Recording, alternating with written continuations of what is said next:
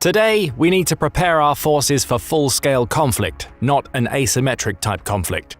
Those were the words of Polish General Wiesław Kukula during a press conference held in July 2024. And while Kukula was talking about the need to prepare, Poland's Deputy Defense Minister Paweł Bajda revealed one of the measures it's taking. He announced the bolstering of Poland's eastern border guard from 6,000 troops to 8,000, with the addition of a rear guard of 9,000 soldiers capable of supporting the front guard should a threat emerge.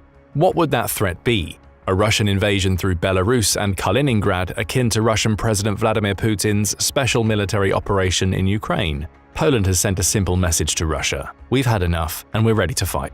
In this video, we explore the reasons why Poland is gearing up for a full-scale war with Russia and how it's breaking defense spending records to make sure it's ready. We'll start with why. When Russia invaded Ukraine in February 2022, the geopolitical community was left scratching its collective head, trying to figure out Putin's specific motivation. Putin claimed that his soldiers were responding to Ukraine being a hostile country, while ignoring the fact that any hostility likely stemmed from his annexation of Crimea in 2014. Russia's president also claimed that Ukraine had a Nazi problem. This wasn't an invasion, he tried to convince the rest of the world. It was a preemptive strike against the country that was emerging as a fascist threat similar to Germany in the late 1930s. All propaganda. All false justifications for a war that came down to one thing: territory.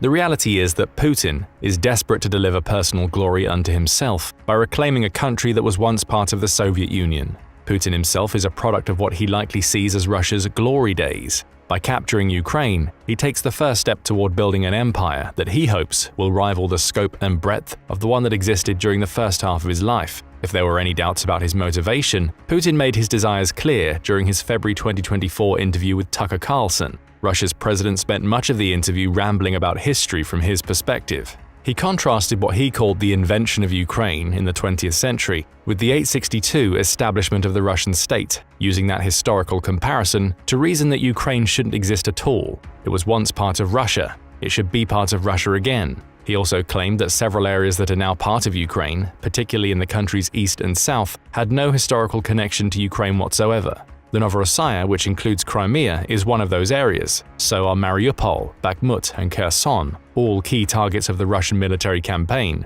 Finally, Putin claimed that Ukraine is an artificial state that exists solely due to Stalin's will. The country was created by Soviet leadership of old, the Russian leader argued, and its existence means that Ukraine is occupying land to which it has no historical claim. Through all of this rambling, one message was clear. Putin invaded Ukraine because he believed Ukraine should not exist. It was once merely a part of Russia, and it should be so again. What does any of this have to do with Poland? To Poland, Russia's actions in Ukraine are the sign of a leader who is simply trying to restore Russia to the old days, when it ruled over much of Eastern Europe. Few countries understand what this really means more than Poland. Like Ukraine, Poland has gone through periods of its history when it didn't officially exist as a state. The three partitions of Poland that occurred during the later 18th century offer a perfect example. In 1772, Russia, Austria, and Prussia signed a treaty that partitioned Poland between the three states. At the time, Poland had been devastated by civil war and was in no real position to defend itself. The country lost around 81,500 square miles of territory and about half its population to the treaty, with Russia receiving almost all of the land to the east of the Dnieper and Dvina rivers. A second partition in 1793 transferred much of western Ukraine and parts of Lithuania and Belarus to Russia, both of which were previously parts of Poland. And in 1795, Russia signed a third partition treaty with Prussia and Austria that divided the remaining Polish land, about 83,000 square miles, among the three countries. Poland ceased to exist for over a century after this point. The country was only restored to official statehood again in 1918, following the conclusion of World War I. By now you're already likely seeing parallels with Ukraine. While the stories are different, both countries' histories have seen them ruled by Russia at some point. Putin's proclivity for using distorted historical claims to justify his invasion of Ukraine could just as easily apply to Poland. After all, the country was largely Russian for decades. What's to say Putin wouldn't start a war with Poland, using that historical fact as justification, just as he did in Ukraine? And there's more. Like Ukraine, Poland fell under Soviet rule in the wake of World War II. The early years of this rule were marred by former Soviet leader Joseph Stalin's extensive purges. Between 1945 and 48, Stalin sent between 3 and 6 million Poles to concentration and forced labor camps, almost all being arrested and deported for supposedly harboring anti-communist sympathies. Poland's intelligentsia were driven away or killed in their thousands. By the end of these initial 3 years, nearly 1 million Poles were either dead or on their way to dying. Stalin only made the situation worse by forcing Poland's diminished armed forces into a civil war with the remains of the country's home army and underground non-communist resistance movements. And after all of this death and destruction, Stalin began the mass industrialization of Poland, with the state only regaining its independence when the Soviet Union fell. Again, we see parallels with Ukraine, at least in terms of Poland knowing exactly what it feels like to be under Soviet rule. To many in Poland, Putin's special military operation is one that he hopes to extend to other states. Nearly 50% of Poles said they believe a Russian attack on Poland is likely in February 2024, and the odds are those numbers are even higher today. So Poland has a strange type of kinship with Ukraine. Their histories of statehood and non-statehood are similar, as are the experiences with Russian rule over the centuries. And given Putin's reliance on history as a reason for his special military operation, it's no wonder that Poland is wary of just how far that false justification might carry Russia. Then there are the threats. Putin's modus operandi throughout the war has been to deliver threats to pretty much any country that even hints at doing something the Russian leader won't like. Poland has been far from immune to these attempts to bend it to Putin's will. The Russian president has made few of these threats directly. Instead, they've come from various allies and Kremlin mouthpieces. For instance, November 2023 saw former Russian President Dmitry Medvedev claim that Poland had positioned itself as a dangerous enemy of Moscow. Medvedev, who was little more than a proxy president between 2008 and 12 and reigned mostly for Putin to get around Russia's presidential term limits, wrote extensively about Poland in an 8,000-word essay detailing relations between the two countries. The historical hostilities were front and center. Medvedev claimed that history has more than once delivered a merciless verdict to the presumptuous Poles, while claiming that Russia should now treat Poland as a historical enemy. As the currently serving deputy chairman of Russia's Security Council, Medvedev's word holds enough weight for many to assume that anything he says is directly approved by Putin. Medvedev is a Kremlin hawk, according to Reuters, and he used his essay to deliver Putin's threats to Poland via his pen. More threats from a Putin ally came in February 2024. This time it was Vladimir Solovyov, who hosts a popular state television program in Russia and has long been seen as a Kremlin propagandist, who delivered them. In addition to telling the rest of Europe that it would simply not understand Russia's dominance in Europe until Putin decided to smash Europe's face, he turned his focus to Poland. While claiming that he has sympathy for his Ukrainian brothers, acting as though they are simply wayward siblings being set on the right path by Putin, Poland enjoyed no such sympathy. "Do the Poles want to be next? They're not Ukrainians," he exclaimed. "We will not treat them like brothers. We'll bloody destroy all those cities in an instant without using ground troops." The message was that Russia was holding back in Ukraine.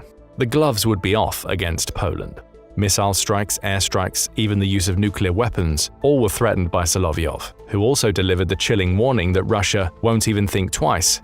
Now, Solovyov was likely exaggerating with these comments, but there's no denying that he is a Kremlin mouthpiece. What he says is very much approved by Putin, even if the Russian president doesn't intend to go as far as Solovyov claims. What's clear to Poland is that Russia is making threats, a lot of them, and not only to Poland but its neighbors in the Baltics and NATO as a whole. Combine that with the historical tensions that exist between Russia and Poland, and you have all of the ingredients for a war akin to the one we're seeing in Ukraine. Poland has decided it needs to get ready for a fight. The question is simple. What is Poland doing to prepare for a major war that could go beyond the scale of the Ukraine war? It's breaking records with its defense spending for a start. Toward the end of August 2024, Polish Prime Minister Donald Tusk announced his country's 2025 budget. That budget includes record-breaking defense spending that goes beyond the $40.57 billion Poland invested in its military in 2024. That year saw records broken in its own right, with 2025 going even further. Poland will spend $47.81 billion on defense next year. Tusk justified this spending by pointing towards the growth of Poland's defense industries and how this injection of cash would be positive for the country's economy. But it's very clear that preparing for war with Russia is high on the agenda. "There's no turning back from it," Poland's prime minister claimed, with the increase meaning that Poland will spend 4.7% of its gross domestic product, or GDP, on its military in 2025. That also places Poland squarely on top of NATO's spending as a proportion of GDP, with Estonia and the US coming in joint second at 3.4%. These budget proposals aren't over the line just yet. Debate is ongoing, with the budget needing to be approved by Poland's parliament, its trade unions, and the country's president Andrzej Duda. But the odds are high that it's going to pass, given that Poland has already committed to spending so much on its military and public sentiment leaning toward the belief that Russia is on the verge of invading. So where is all that money going to go? The East Shield is a likely candidate. In May 2024, Poland announced a $2.55 billion border defense program it dubbed East Shield. Planned for completion by 2028, East Shield will see the country shore up the eastern borders it shares with the Russian enclave of Kaliningrad and Belarus, which is one of Putin's staunchest allies. Poland's defense ministry says that this program will result in the creation of a host of new border defenses, including complex telecommunication systems, several hubs, and fortifications running along the 390 miles of borders it shares with the two pro-Russian territories. The goal is to create a border system that is among the most complex that Europe has to offer. When announcing the project, Polish Defense Minister Władysław Kosiniak-Kamysz claimed, "This makes up one complex system of defensive and deterrent actions. It connects access systems, but we will also purchase and implement modern anti-drone and reconnaissance systems." He went on to hail the project as the largest of its kind since 1945, making it essential to guarding Poland's eastern flank. East Shield is far from the only measure that Poland has taken to protect its eastern borders in recent years. The country's previous government built a 112-mile-long and 18-foot-high fence, complete with sensors and camera systems, across the border it shares with Belarus. That fence was a response to Belarus opening travel agencies in the Middle East, offering the border it shares with Poland as an unofficial route into Europe. The European Union said that the move was designed to create a crisis, with it being one of many examples of the asymmetric warfare techniques Russia and its allies use to create discontent and unrest among its enemies. Poland is wise to Putin's plans. With East Shield, it's going to beef up that already powerful fence with technologies and defenses that go far beyond anything it's used before. That means the border fences will be more than a few thousand troops, along with Dragon's Teeth and similar anti-tank defenses. East Shield will also feature a vast network of surveillance systems, some of which are powered by AI, to detect incoming threats, according to Breaking Defense. There will also be a series of base stations and masts built across the borders, each equipped with acoustic, IMINT, and SIGINT warning and tracking systems that can pick up on radio and electrical signals, such as those emitted by incoming aerial drones. Add several operations centers, again supported by AI, that are integrated with various intelligence, surveillance, and reconnaissance systems, and you end up with border defenses that can even automatically activate weapons as soon as they detect a threat. Poland is planning to install 4 aerostats as part of East Shield, essentially hot air balloons configured for military application. These aerostats will float about 2.4 miles in the air and are equipped with various radar and detection systems that allow them to track incoming aircraft and missiles from up to 186 miles away. Throw in more traditional defenses such as anti-tank ditches, wells, and exploding camouflets, and you have a series of measures that offer early warning of an impending invasion and can slow down troops while they're en route. Poland is also preparing to fight directly at its borders, with East Shield also including the construction of a host of new bunkers and ammo stores. Again, the message is clear: if Russia invades, Poland intends to be ready. Poland is also joined by the Baltic states of Estonia, Latvia, and Lithuania in beefing up border defenses. The latter of these 3 countries also shares a border with Kaliningrad and has announced the construction of 20 counter-mobility parks, costing almost $20 million, along with the installation of Dragon's Teeth and several other anti-vehicle measures along its borders. Like Poland, the Baltics are NATO members and often see their borders as the first line of defense between Russia and NATO. Poland will have the more high-tech defenses, but make no mistake, the Baltics are likely to join it if a war breaks out. There's more. In addition to the ongoing East Shield project, Poland has also announced Operation Safe Podlasie in July 2024. This is the operation mentioned at the beginning of the video, with Poland committing to more than doubling the assignment of 6,000 soldiers to its border with Belarus. Another 2,000 will be added to the active frontline force, with 9,000 more waiting in the wings and capable of deploying within 48 hours. All of these soldiers will be equipped with individual gear, along with armored vehicles, transporting vehicles, and medical vehicles, according to Kosiniak-Kamysz. Operation Safe Podlasie serves as an extension of the buffer zone Poland created between itself and Belarus over the last few years. The buffer zone has already led to a 50% decrease in illegal attempts to cross the border into Poland, with Operation Safe Podlasie clearly intending to bring the level of unlawful immigration down even further. Again, it's all part of Poland's border initiatives. By strengthening its border, it prevents Belarus, acting as a Russian proxy, from sending illegal immigrants via the Middle East into Poland. The country keeps better track of who's coming in and out while also deterring Belarus from a direct confrontation by stationing more soldiers along the border. So it's clear that Poland is dedicating a substantial portion of its ever-increasing military budget to shoring up its border defenses. But what else is it doing? How about nearly doubling the size of its standing military? During a July 2023 visit to Konin, which is a small Polish town within just a few short miles of the border with Belarus, Deputy Prime Minister Jarosław Kaczyński offered some insight into Poland's military strengthening. Existing units will be reinforced with new soldiers, he claimed, with Poland also planning on developing 3 new divisions within its military. That growth is already well underway. Poland had an active military of 206,500 personnel at the end of 2023. By July 2024, that military had grown to 216,000 people, placing Poland third out of all NATO countries, only behind Turkey with 481,000 troops and the US with 1.3 million in terms of its sheer number of active personnel. The increasing Polish budget is likely going to fund new recruitment efforts. If Kaczyński is telling the truth, his country's active military should number around 413,000 in a few more years. That's more than enough to handle the combined forces of Belarus's 63,000 soldier-strong active military and the 30,000 or so troops stationed in Kaliningrad. In the latter's case, Ukraine's Kursk invasion may play in Poland's favor, as Putin has been forced to divert soldiers from Kaliningrad to the emerging front line inside Russia. Let's say that despite Poland's efforts, Russian forces managed to break through the East Shield.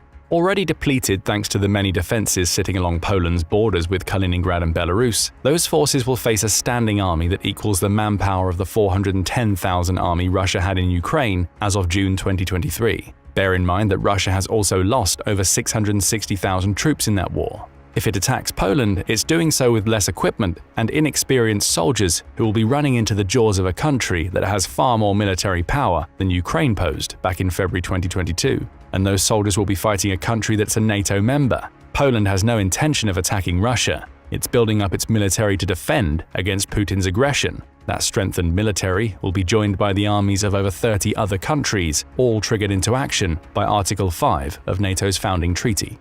Putin wouldn't be invading a Poland standing alone. He'd be running into a multifaceted hornet's nest of cooperative forces that bolster an already powerful Polish military.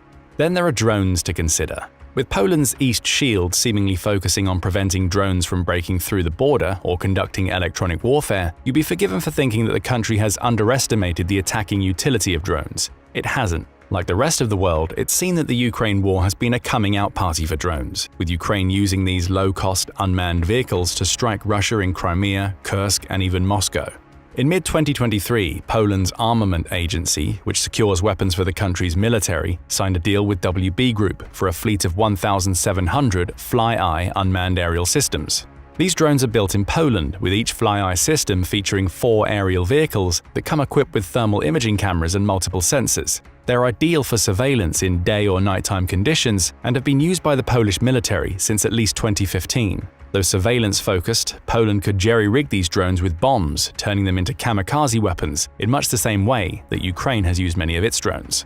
Come April 2024, and Poland's National Ministry of Defense was also calling for the increased dronization of the country's military. Noting that these unmanned systems offer a host of advantages at a relatively low cost, a Ministry of Defense spokesperson said, "The ministry will intensify the dronization process of the Polish military in specific areas of their use: reconnaissance, combat, and support." Those plans are already underway, as seen with the Fly-Eye acquisitions and the purchase of Bayraktar drones from Turkey back in 2021. In September 2024, WB Group also made a case for the development of long-range strike drones during the 2024 MSPO Defense Industry Show. It also introduced its new Warmate 20, which supposedly has a range of several hundred miles, as well as the Warmate 50, which the company described as operational and capable of traveling even further than the Warmate 20. There's no denying that Poland falls behind Russia in the drone game. That's partially a consequence of Putin's special military operation. Russia has invested heavily in drones since Ukraine showed how effective these unmanned vehicles can be. Poland is playing catch-up, but with its record-breaking budget, it has the money to invest heavily into drones as it strengthens its border and ups its active military numbers. All of this is in the name of preparation for Putin's forces. And that brings us to another area into which Poland has invested substantially over the last few years: heavy military equipment.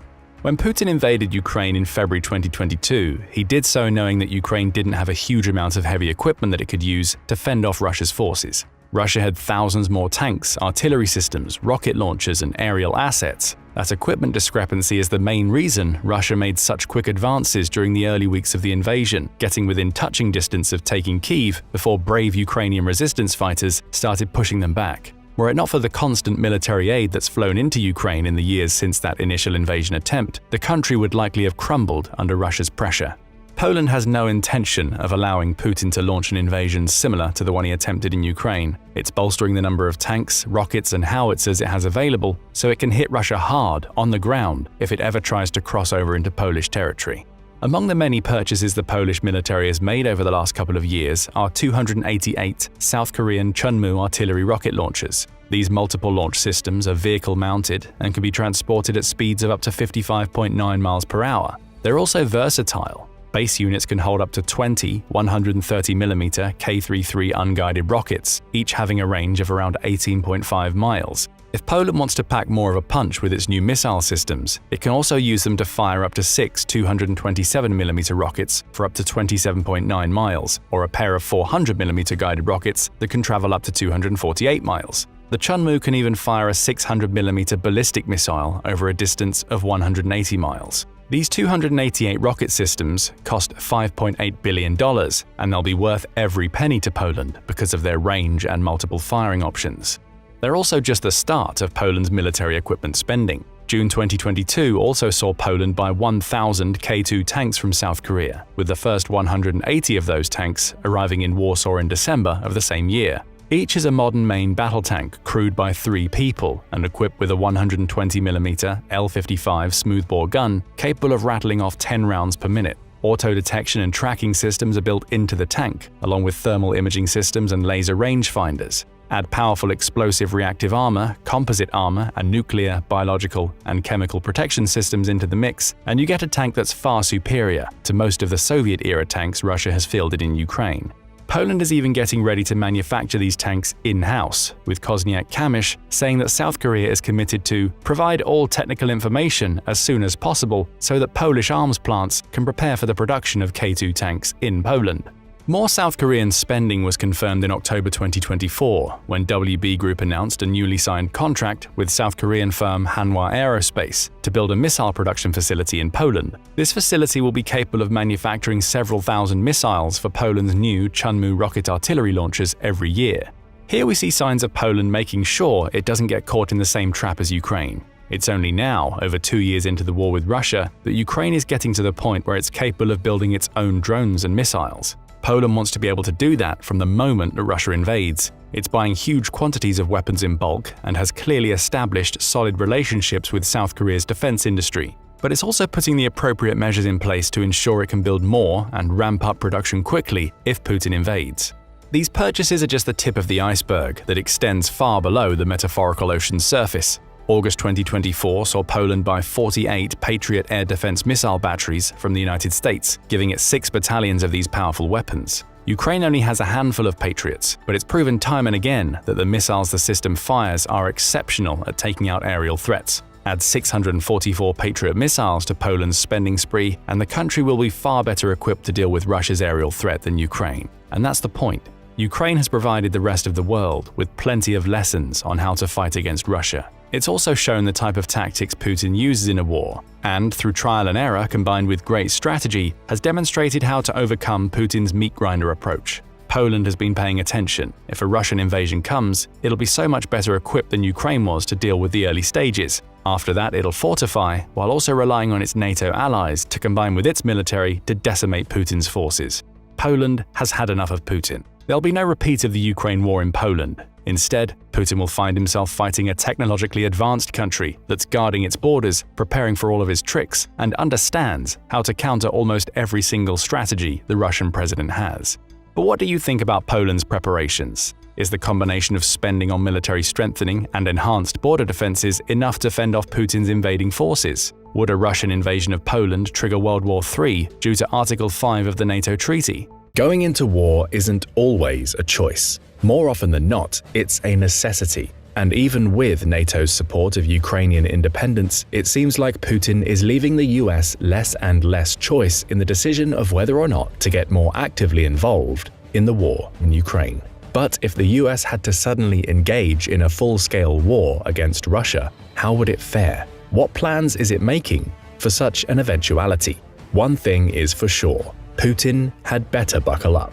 The US military keeps its M1 Abrams oiled up, its Tomahawks loaded, and its star-spangled heroes capes nearby all year round. It is always prepared and has kept a particularly close watch on the former Soviet Union ever since the 1940s. During the Cold War, the West had it easy. Despite communist coups and the proxy wars, the Americans and their NATO allies always knew exactly who the real threat was, the foe pulling the strings behind the scenes, if you will. It was, of course, the Soviet Union.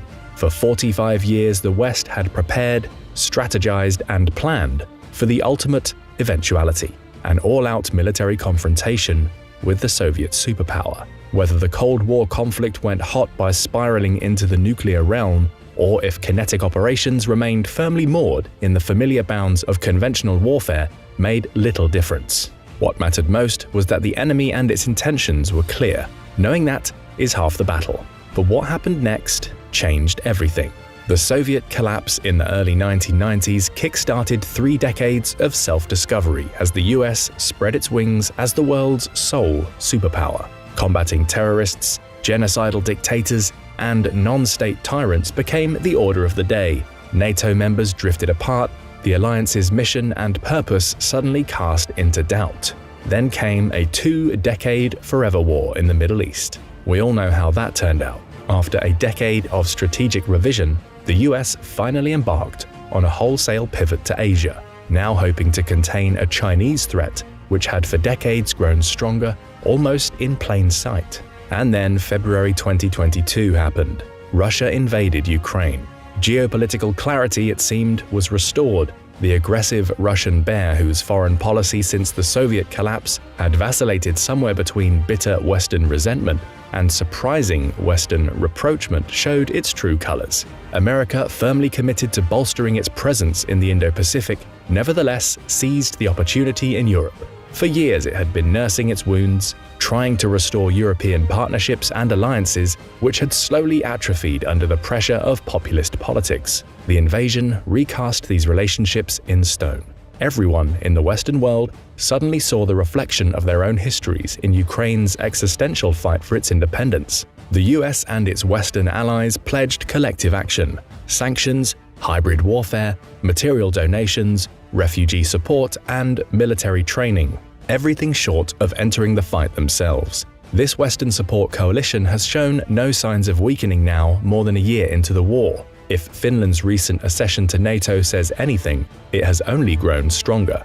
What is this all leading to? For the Americans, who for a decade could not drum up the political unity required to deal with Russian revisionism, the Russian threat is credible once more. The pivot to Asia will continue apace. But now, with Eastern European sovereignty under threat once more, America must continue to do everything in its power to prepare it and its European allies for the ultimate eventuality, a full-scale war with Russia. We know you're probably laughing right about now. War with Russia, you're saying. The same Russia that can barely make inroads against a country 28 times smaller and with 100 million fewer people than itself. The same Russia that has allegedly already suffered 250,000 casualties in a single year of fighting, more than the entire number of Russian soldiers killed in every war the Soviet Union and Russia fought since World War II combined. Well, yeah, that Russia. As counterintuitive as it now seems, Russia still poses a grave threat to Eurasian security and Western values the world over. Western analysts are contemplating a number of contingencies that could result from the war in Ukraine, which fortunately for us all has thus far remained contained to a single country. The major one is the potentiality that Russia and its fuming dictator, Vladimir Putin, finally recognizing the futility of winning a long-term victory in Ukraine, go absolutely rogue. Russia has all but burned its remaining capital with the West. Politically, Putin is a global pariah. Economically, Russia has been cut off from Western markets. Its once profitable natural gas left with virtually nowhere to go.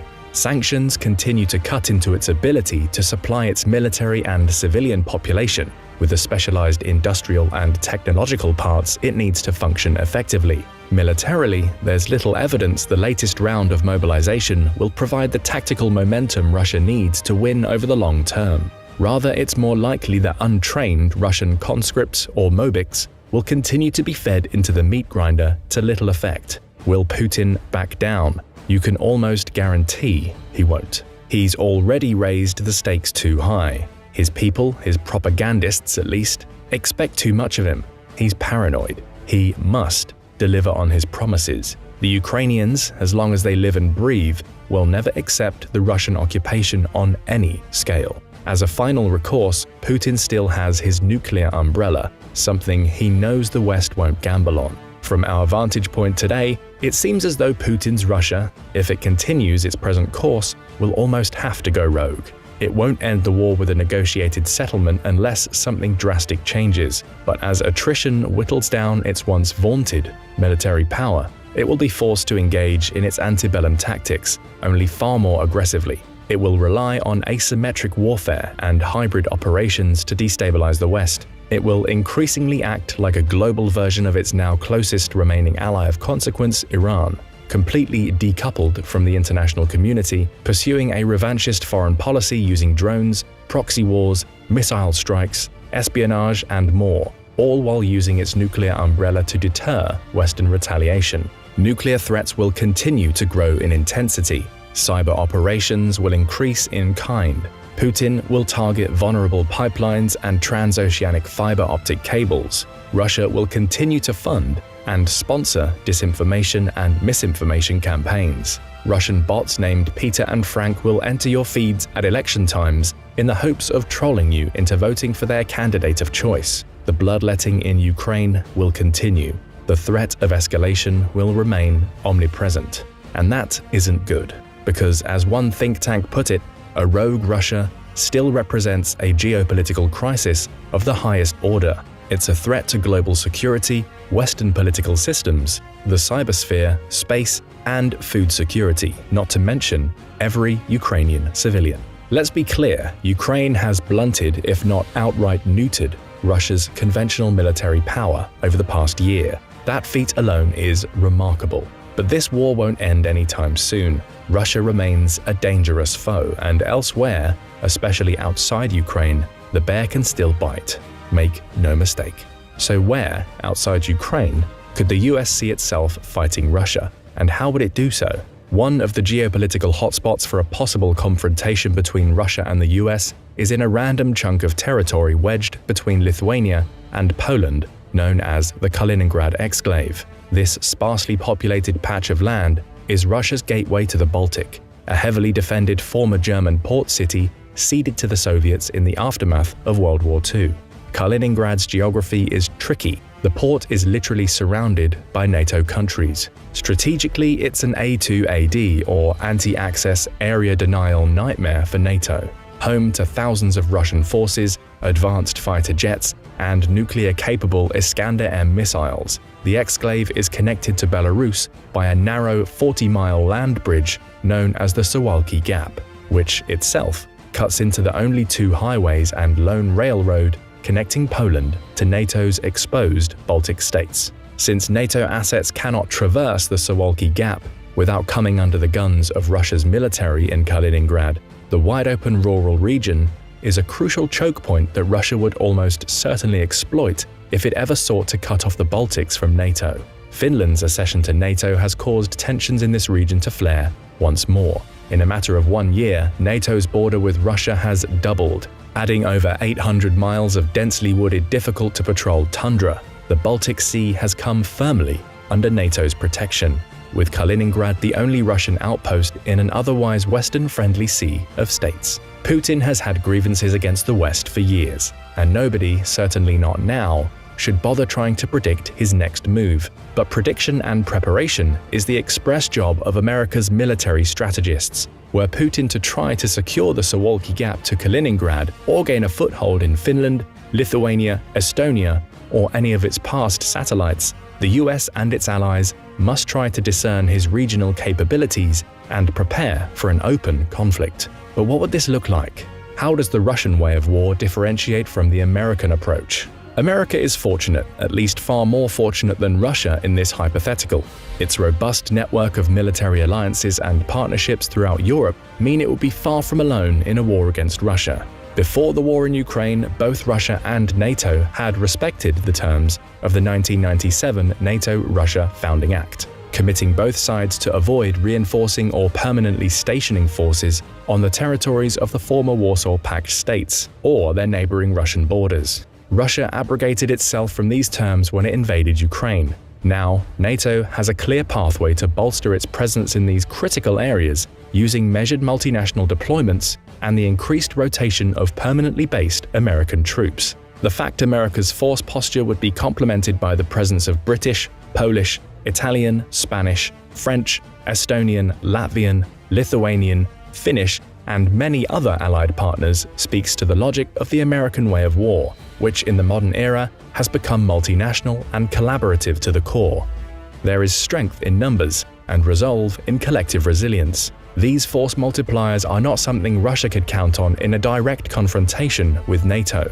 In fact, it can only really count on direct, cooperative assistance from Belarus, and amid its attempts to keep out of the Ukraine war, Belarusian loyalty to Russia is an especially unproven commodity. While Russia has struggled to coax Belarus to fight alongside it, NATO's military personnel now exceeds 5.4 million, 4 times that of Russia. According to Statista, NATO also has about 5 times as many aircraft, 4 times as many armored vehicles, and 3 times as many military ships. Not to mention the backing of the world's biggest defense spender, the US itself, with 1.39 million troops alone, and a defense budget of $801 billion in 2021, dwarfing second-place China with a net spend of $293 billion, and Russia, who spent a paltry $65.9 billion that same year. Before Russia invaded Ukraine, each year it conducted massive multi-day military exercises demonstrating its military power.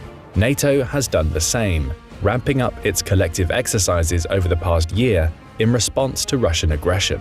While these exercises show little more than NATO's theoretical military effectiveness, the war in Ukraine has brought Russia into stark relief, and it has certainly been found wanting. Russia is in the midst of a new military reform, something its Ministry of Defense announced at the end of 2022. Most see this as little more than a haphazard attempt to patch a sinking ship. They're trying to grow their modern military to the size it was over 2 decades ago. But today there remains a lack of specialists in charge of maintaining military equipment and vehicles, as well as military infrastructure inherited from the USSR, which no longer exists today.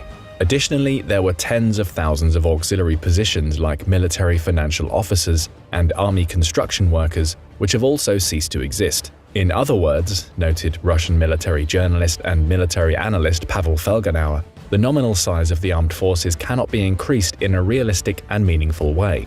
Russia lacks qualified junior officers. There's nobody to command the conscripts they're throwing into battle. The army of 1.5 million soldiers Russia dreams of is little more than a bureaucratic fantasy. Still, Russia is frantically trying to restore its depleted forces to the numbers it boasted prior to the invasion of Ukraine.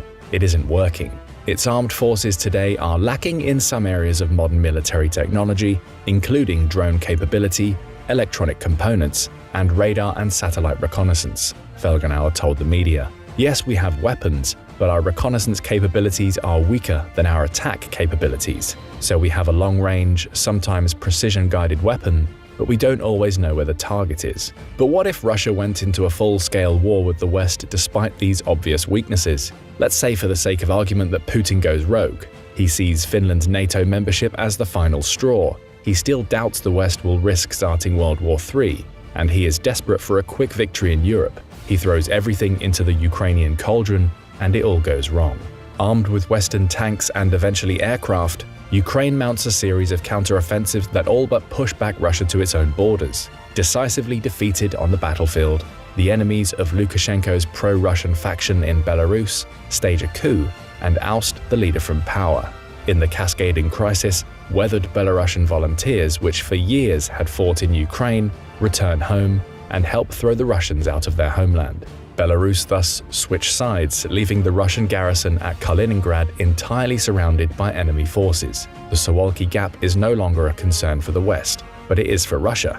Over time, Poland, Lithuania, and other NATO countries pressure the Russian garrison to demilitarize. Morale sinks. They are at the whims of NATO naval forces in the Baltic, Swedish missiles on the neighboring island of Gotland, and all but blocked from their homeland.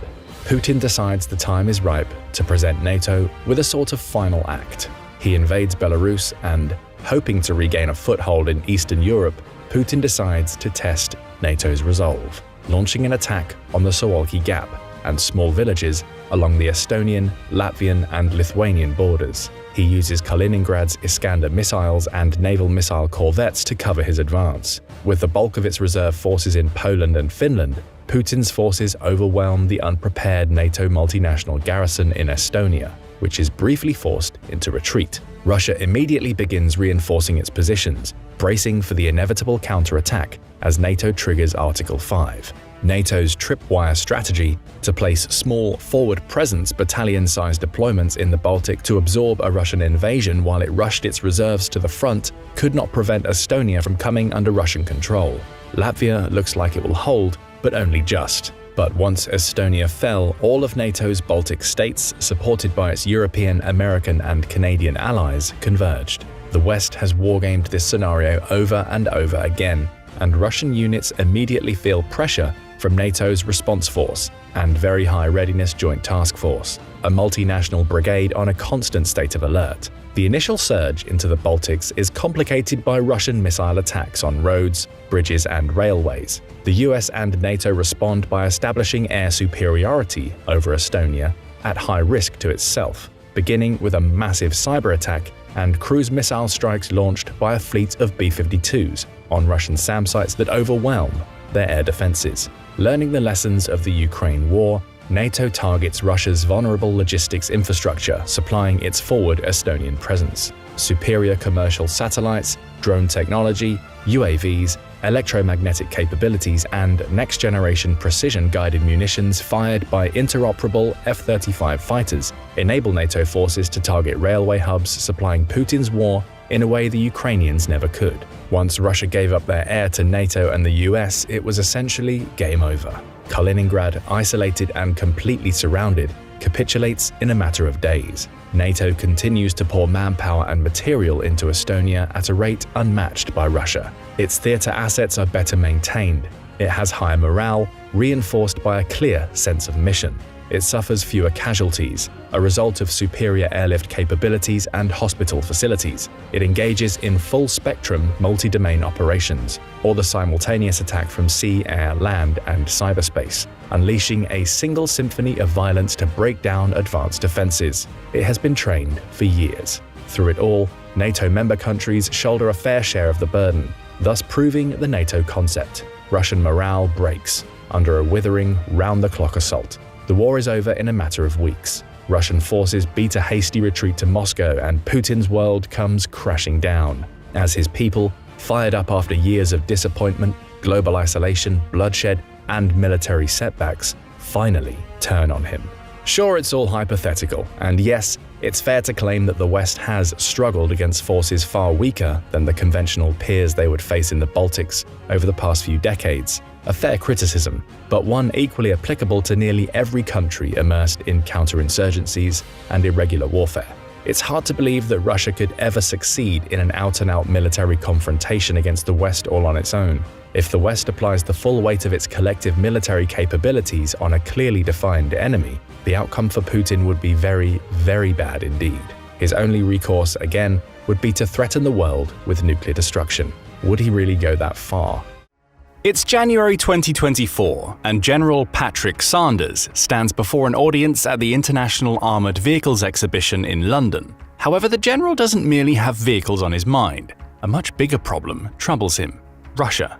During his speech, Sanders stresses that the UK needs to achieve a mental shift, particularly when it comes to the British public and its collective preparedness for war. Conscription still isn't on the table, the general says, but the country's army as it stands right now isn't strong enough. He tells the audience that the UK needs to modernize and may even have to build a citizen army that's ready for a land war. He then delivers a chilling warning. Within the next 3 years, it must be credible to talk of a British army of 120,000 folding in our reserve and strategic force, but this is not enough. Why will it not be enough? Again, Russia. Sanders' speech rattles a few cages at 10 Downing Street. Former Prime Minister Rishi Sunak dismisses Sanders' words, saying that presenting hypothetical scenarios isn't helpful to anybody. That especially goes for the general's comments that the Ukraine war has shown that it's not regular armies that win wars, it's citizen armies. The UK should follow in Ukraine's footsteps, he argues, or at the very least, be mentally prepared to do so. His message is clear. The UK has no choice but to prepare for war with Russia. And his statements lead to some questions. Why does the UK have to prepare, and just how credible are Sanders' claims?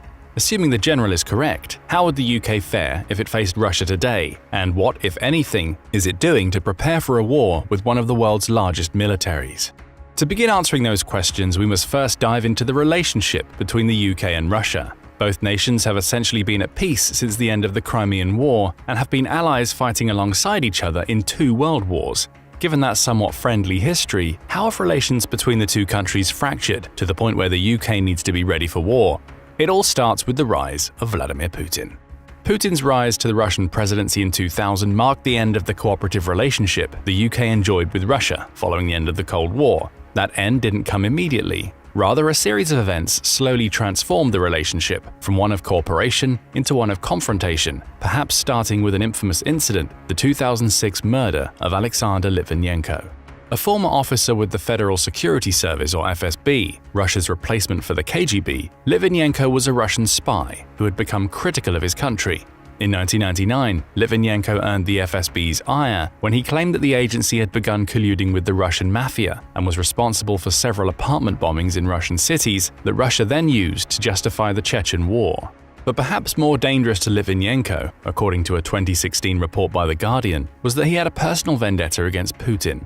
When Putin became the director of FSB in 1998, 2 years before he ascended to the presidency, Litvinenko met with him to argue against the corruption he saw in the agency. Putin listened to him make his case and did nothing, creating bad blood between the two.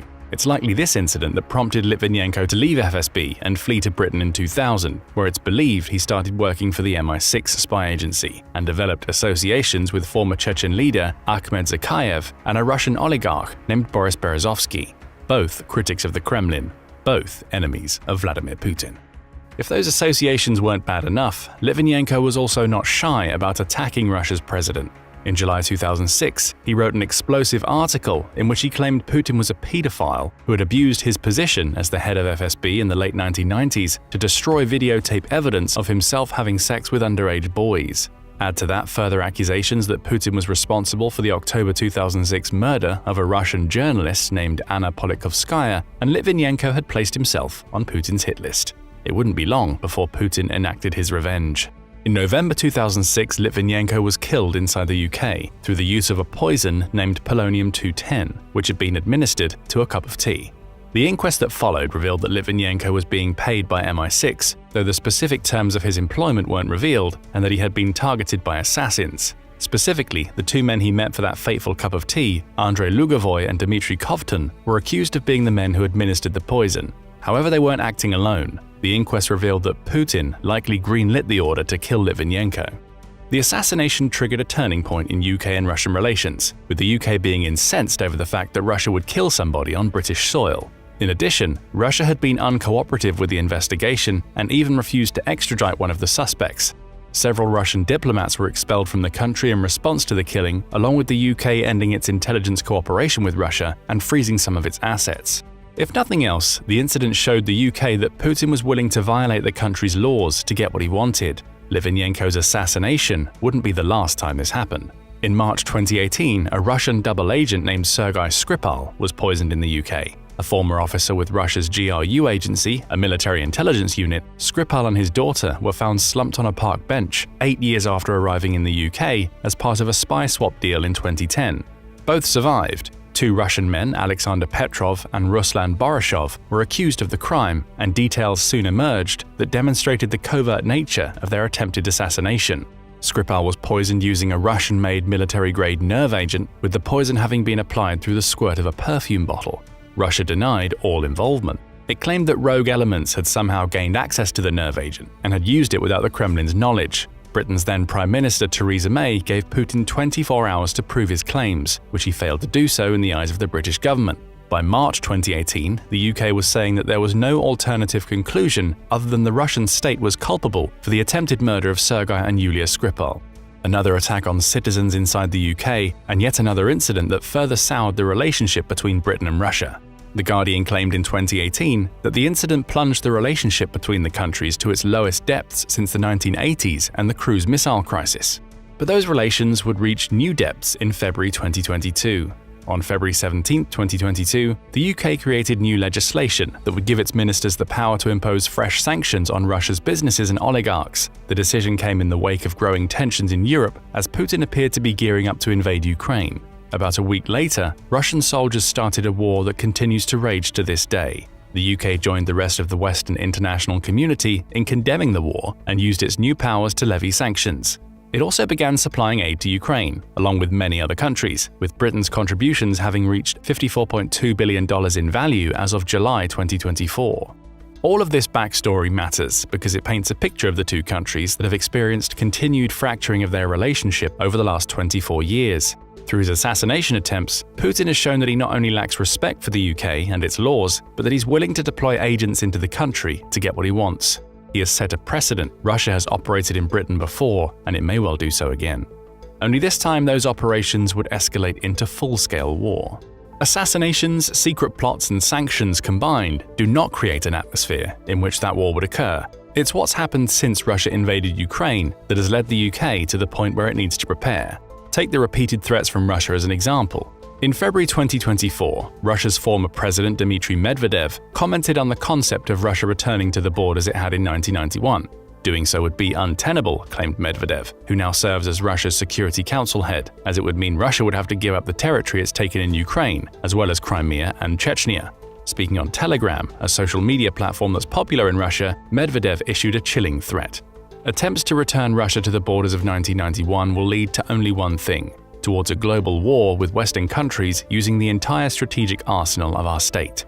Medvedev then claimed that any attempt to return to those borders would represent the West forcing a direct and irreversible collapse of Russia, before he built on his strategic arsenal comments. Threats were levied against Kyiv, Washington, Berlin, and London, with Medvedev claiming all four have long been included in the flight targets of our nuclear triad. Better to return everything to how Russia wants it, demanded Medvedev, or Russia will return it themselves, with maximum losses for the enemy. The context here is simple. Russia would be prepared to use nuclear weapons to strike Britain if the UK takes part in any concerted effort to force Russia to return to its old borders. Suddenly, General Sanders' comments about the need to be prepared are cast in a new light. Perhaps they're not a case of scaremongering, but instead the statements of a man who has seen enough to know that Russia is a clear threat. Sanders sees the deterioration of the relationship between Russia and Britain, with Medvedev's nuclear threats only confirming that he's likely right to be worried. Speaking of those nuclear threats, just what would Britain face if Russia pushed the nuclear button? In 2023, the Arms Control Association, or ACA, estimated that Russia has a stockpile of 5,580 nuclear weapons. About 1,200 of these have been retired, meaning they're no longer in active stockpile and are awaiting dismantling. Of course, given that they aren't dismantled yet, those nukes could still be used if Russia felt the need. However, more worrying for Britain are the 1,549 strategically deployed nuclear warheads. These are warheads that are currently installed on ballistic missiles and ready to launch at a moment's notice. It's unknown how many of that 1,549 are directed at Britain. However, we do know that Russia easily has enough nuclear weapons to level the United Kingdom. In October 2022, the UK-based Sky News ran a report in which it examined the threat that Russia's nuclear weapons pose. General Sir Richard Barrons, a British defense expert, is quoted when commenting on Putin's decision to place his nuclear deterrent forces on high alert in March 2022. Speaking about Russia's weapons, he claimed, "The warhead at the front of it has a yield between 300 and 800 kilotons. It would take just one of these nuclear weapons to destroy London," Barrons says. The UK isn't helpless on the nuclear front. The ACA highlights that it has 224 nukes of its own, plus it's allied with France and the United States, which are both NATO members and nuclear states that would come to Britain's defense if it was attacked on its own soil. But by that point, it would be too late for Britain. Russia has more than enough nuclear weapons to destroy all of the UK's major cities.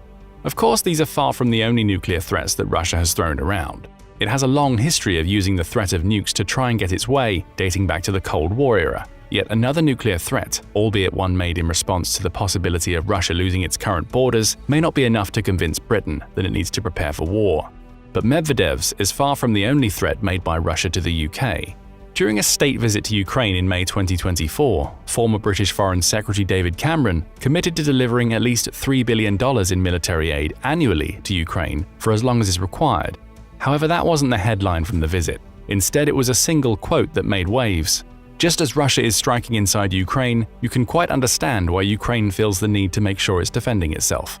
The quote was taken as Cameron's indirect way of permitting Ukraine to do something it had previously been unable to do, use British-provided weapons to attack Russia on its own soil.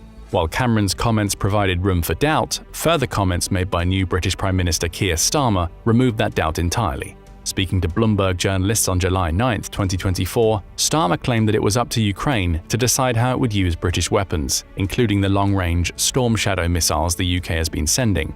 Those missiles can travel for 155 miles, far enough for Ukraine to launch them from within its own territory to strike at Russia behind the front lines of the war. Russia was incensed.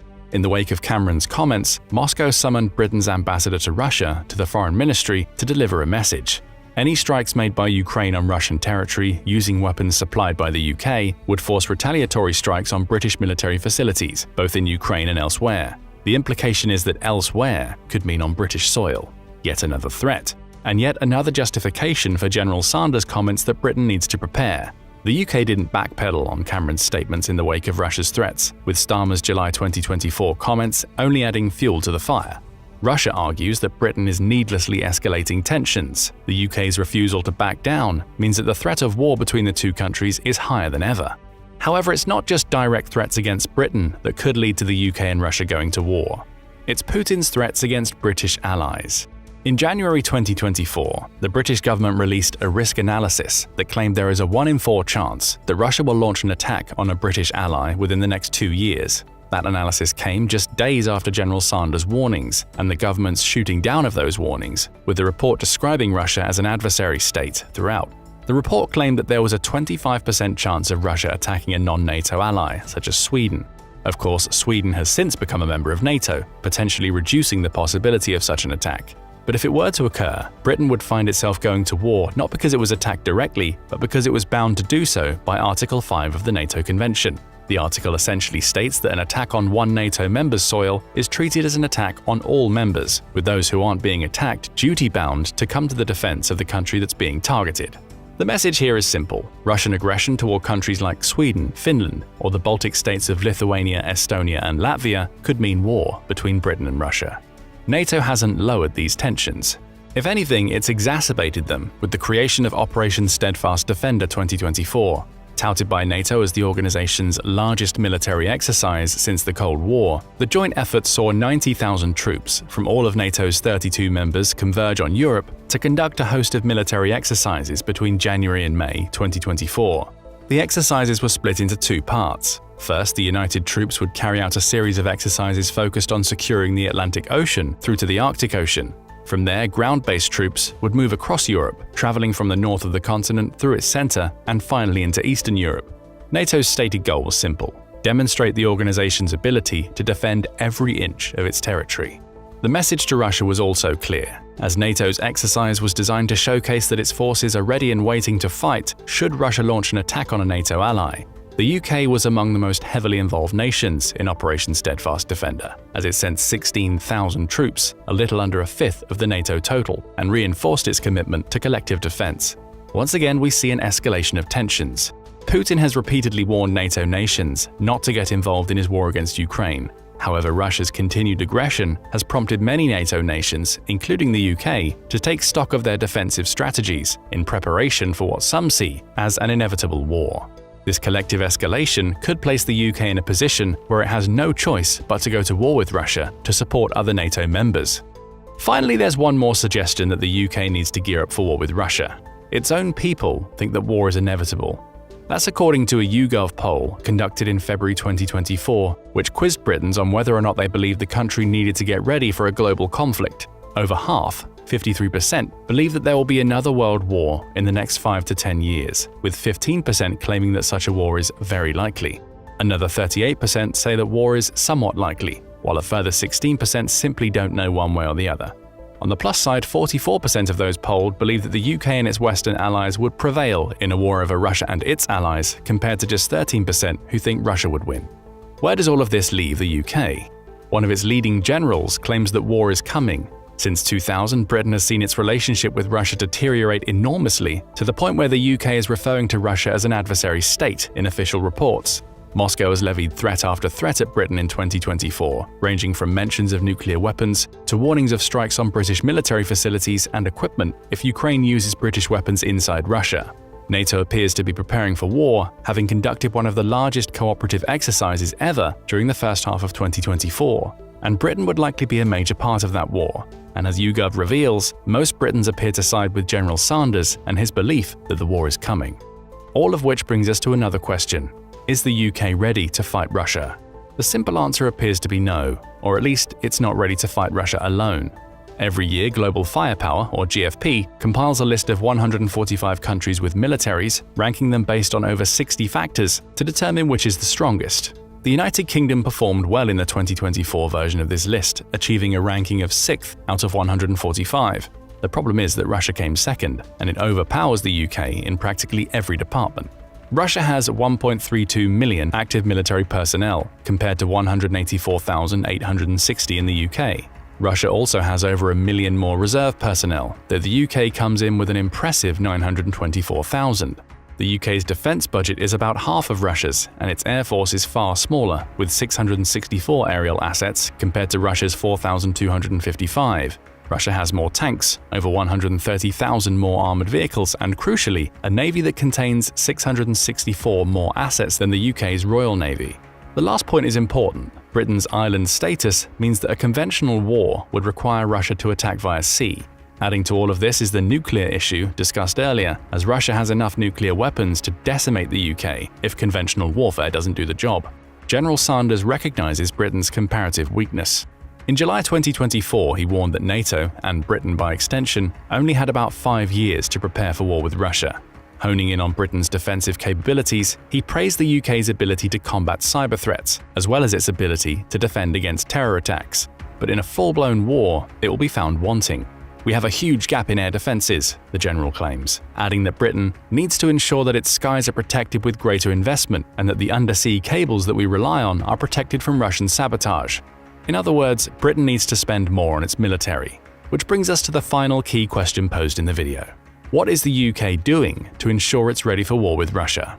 We've already seen some examples. For instance, the UK taking part in Operation Steadfast Defender 2024 is a purposeful effort to reinforce its defensive ties with dozens of other nations. Cooperative defense will form the majority of the UK's strategy against Russia, as it will lean on Article 5 of the NATO Charter to ensure that other powerful nations, such as France, Germany, and the United States, fight alongside it should Russia attack Britain on its own soil.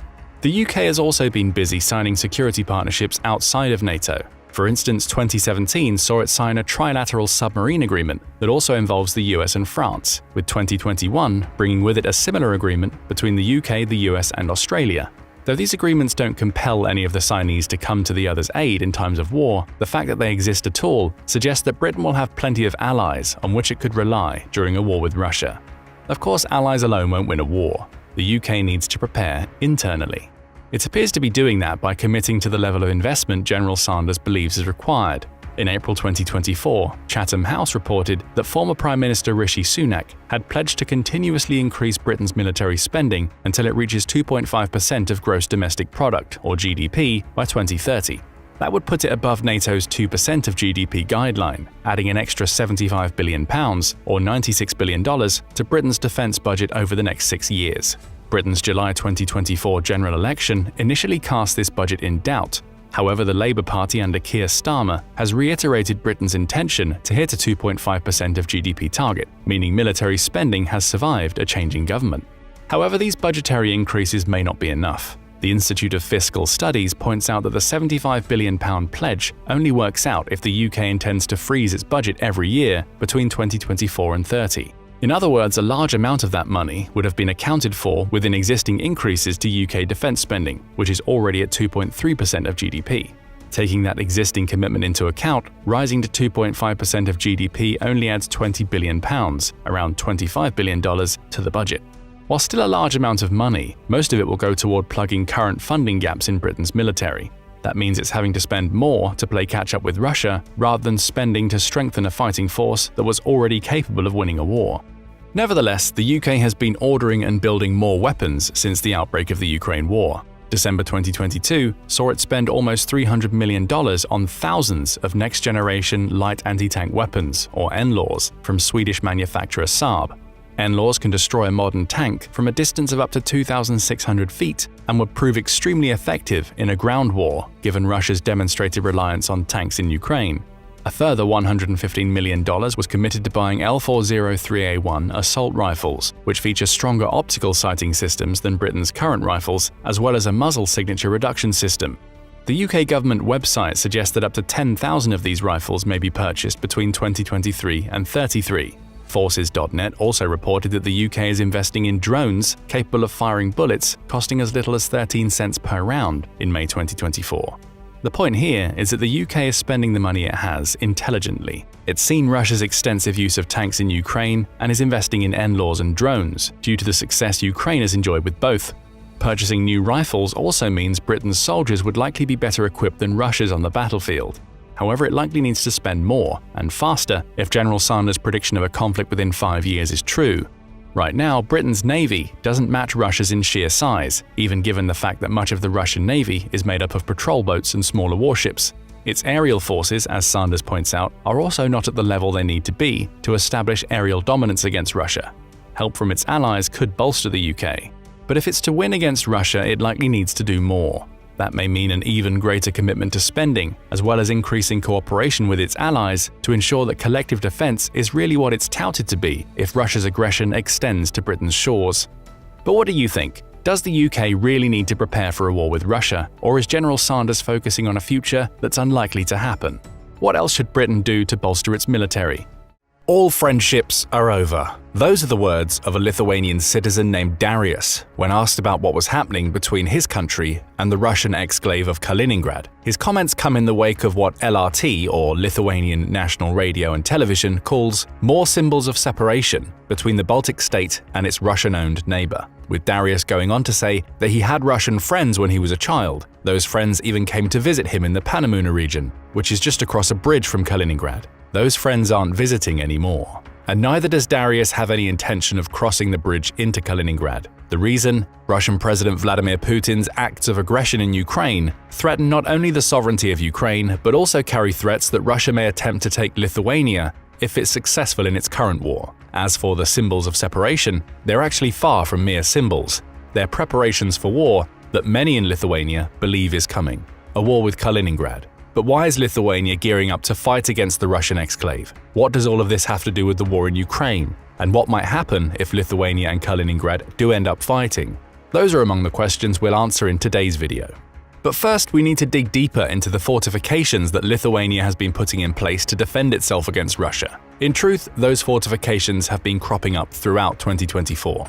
On February 20th, 2024, just a touch under 2 years after Russia invaded Ukraine, LRT reported that Lithuania was putting plans in place to fortify its borders with Belarus and Kaliningrad. Their goal was to impede the movements of troops from two nations it now considers its adversaries, with the creation of around 20 counter-mobility parks being high on the agenda. These parks are essentially small patches of land that Lithuania intended to load with a host of defensive equipment, including concertina wire coils, reinforced concrete blocks, and Czech hedgehogs, which are anti-tank obstacles made using metal beams. Lithuania wouldn't be the only country taking these precautions. LRT noted that the other two Baltic states, Latvia and Estonia, had agreed to take similar measures to protect their borders to create what the outlet calls a common defense line against Russia and its Belarusian ally. At the time, Lithuania didn't provide any details about where its counter-mobility parks would be, though the country's deputy defense minister, Zilvinas Tomkus, made special mention of the border with Belarus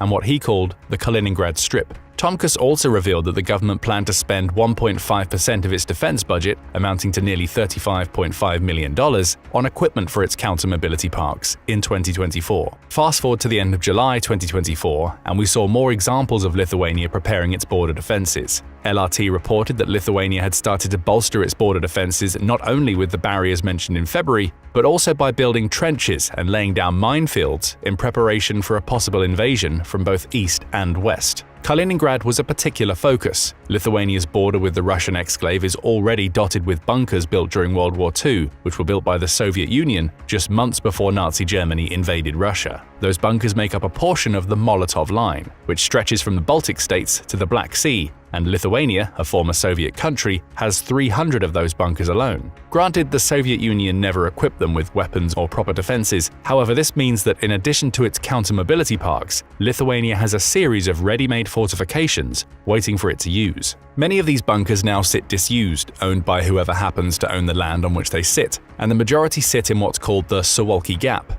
a 43-mile stretch of land connecting Lithuania to Poland and flanked by Kaliningrad and Belarus. Russia regularly threatens to seize or cut off Lithuania's access to this gap. So the odds are high that the Baltic state is going to look to revitalize these bunkers to reinforce its border defenses against Kaliningrad. All of this brings us back to September 2024 and Darius's comments about Lithuania and Kaliningrad no longer being friends. He made his comments while standing before the Queen Louise Bridge, which stretches over the Nemunas River to link Lithuania and Kaliningrad, while looking at the counter-mobility measures Lithuania has installed on it to prevent hostile vehicles from driving from Kaliningrad into the Baltic state. That bridge will eventually become home to 7 Czech hedgehogs, along with concertina wire and 80 dragon's teeth, which are pointy pyramid-like obstacles made using concrete and rebar that are laid along a road to prevent tanks from crossing over. More barriers could be built next to the bridge, LRT speculates, with various shoals and fords along the Nemunas River that Russian troops could use to cross into Lithuania having already been identified. The formation of obstacle courses at each of these locations would provide further border defenses, claims the Lithuanian armed forces, with each obstacle slowing Russian troops and making them targets for Lithuanian soldiers. But some other regions near Kaliningrad are also on the Lithuanian agenda. The country's Chief of Defense Staff, Major General Remigius Beltranas, says that various parts of Lithuania's border with Kaliningrad run overland, meaning they'll require different defenses than those deployed on the Queen Louise Bridge. There's also the Curonian Spit, a 61-mile sand dune that separates the Baltic Sea from the Curonian Lagoon that needs to be considered. The Curonian Spit is a slightly different water obstacle, says Beltranas when comparing it to the Queen Louise Bridge. It has different access and planning. Beltranas claims that Lithuania's goal is to confront each potential crossing point from Kaliningrad differently based on the terrain, though all with the goal of enabling these installations to come together to form a single defense plan. It all adds up to a massive series of border defenses, costing tens of millions of dollars, that are designed to protect Lithuania from invasion via Kaliningrad. The next question is simple: why? There are several reasons, with the first having already been touched upon: Putin's threats. Russia's rhetoric around the Suwalki Gap is far from the first threat it's levied against Lithuania, with the Baltic states' ardent support of Ukraine during the war having prompted several more from the Kremlin. For instance, December 2023 saw Belgium's Chief of Defense, Michael Hofman, describe both Russia's switch to a war economy in the wake of the Ukraine war and what this might mean for the Baltic states. The language used by the Kremlin and by President Vladimir Putin is always ambiguous. It's possible that they might open a second front at some point in the future, in Moldova or in the Baltic states, he claimed. There are several instances of this type of language throughout the Ukraine war. For instance, April 2022 saw The Guardian report that Putin had warned of the possibility of Russia turning nuclear weapons on the Baltic region if Sweden or Finland join NATO. Putin said that he would send nukes to Kaliningrad if that happened, though Lithuanian Defense Minister Arvydas Anušauskas was quick to point out that Russia already had nuclear weapons in Kaliningrad, even though that claim hadn't been independently verified. Sweden and Finland have both joined NATO since these threats were made, and there's been no nuclear follow-through by Putin. Fast forward to February 2024, and Putin was making more nuclear threats, again aimed at the Baltic states, during his annual State of the Nation address. This time, Putin referred to reports that several NATO countries, including Lithuania, were considering putting troops on the ground in Ukraine. All this really threatens a conflict with the use of nuclear weapons and the destruction of civilization. Don't they get that? Putin claimed during the address. As of May 2024, Lithuania remained open to sending its soldiers into Ukraine if it felt the need. Come September 2024, Putin is again making threats. This time, he's telling Ukraine's Western allies that war may come if they allow Ukraine to use their long-range missiles inside Russia. This will mean that NATO countries, the United States, and European countries are fighting Russia, he claimed in what Politico dubbed a final bid to scare off Western nations from allowing the use of these missiles. While not directed at Lithuania specifically this time, the threats still add to the pile. After all, a Russian war with NATO means a war with Lithuania, given that the Baltic state is a NATO member. There is a clear pattern of intimidation at play here, albeit one that's yet to see Putin follow through on any of his threats. The Russian leader believes that he can use intimidation to corral countries like Lithuania into doing his bidding, or at the very least, force them to stay out of his special military operation. But all he's really succeeded in doing is convincing Lithuania that it's going to be a target of Russian aggression, which is one of the reasons we're now seeing it set up sweeping border defenses near Kaliningrad. Even before building its border defenses, Lithuania was responding to Putin's threats by standing up and becoming one of Ukraine's biggest supporters. In March 2023, The Conversation wrote that Lithuania was essentially spearheading both NATO's and the European Union's, or the EU's, efforts to face up to Russia. Frankly, the country has a long history of being brave in the face of adversity, the article argues. It adopted the slogan, "Lithuania, a brave country," in 2008, and has lived up to that moniker by directly opposing Russia and Belarus at various points since. In August 2020, Lithuania welcomed Sviatlana Tsikhanouskaya following Belarus's fraudulent presidential elections, essentially protecting her from retaliation by Belarusian dictator Alexander Lukashenko. The country has also been quick to welcome Ukrainian refugees, has provided funds to Ukraine's military, and even seen its Russian-speaking citizens phone Russian people to provide information about what's happening in Ukraine.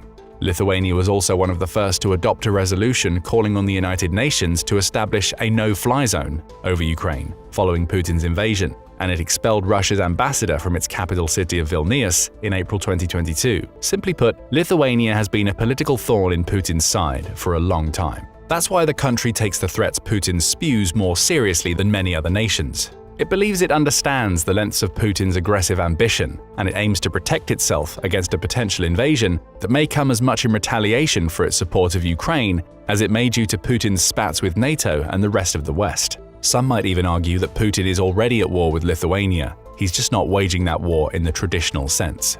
Shortly after the beginning of the Ukraine war, Putin put his cyber-attacking teams to work to try and destabilize Lithuania's internal mechanisms. One such attack came toward the end of June 2022, albeit with the caveat of the claims by the group that conducted the attack that they weren't connected to Putin's government. That seems hard to believe though, given the attacks came just days after Lithuania had blocked Russian passage through the country, thus preventing it from reaching Kaliningrad by land. The attacks targeted Lithuanian media and transport websites, as well as sites owned by the country's tax service and similar state institutions. The tax service even had to pause operations for a period, as the attack all but took out its website. The penetrator was a Russian group called Killnet, which claimed on its Telegram channel that the attack was due to Lithuania blocking access to Kaliningrad. Not state-sponsored perhaps, but certainly state-influenced, with Killnet clearly acting in the best interests of the Kremlin, even if it claims no associations. The Ukraine war has been marked by similar attacks ever since. Fast forward to February 3, 2024, and a pro-Russian hacking group was at it again. This time the target was Ilias, which is the Lithuanian Armed Forces distance learning system.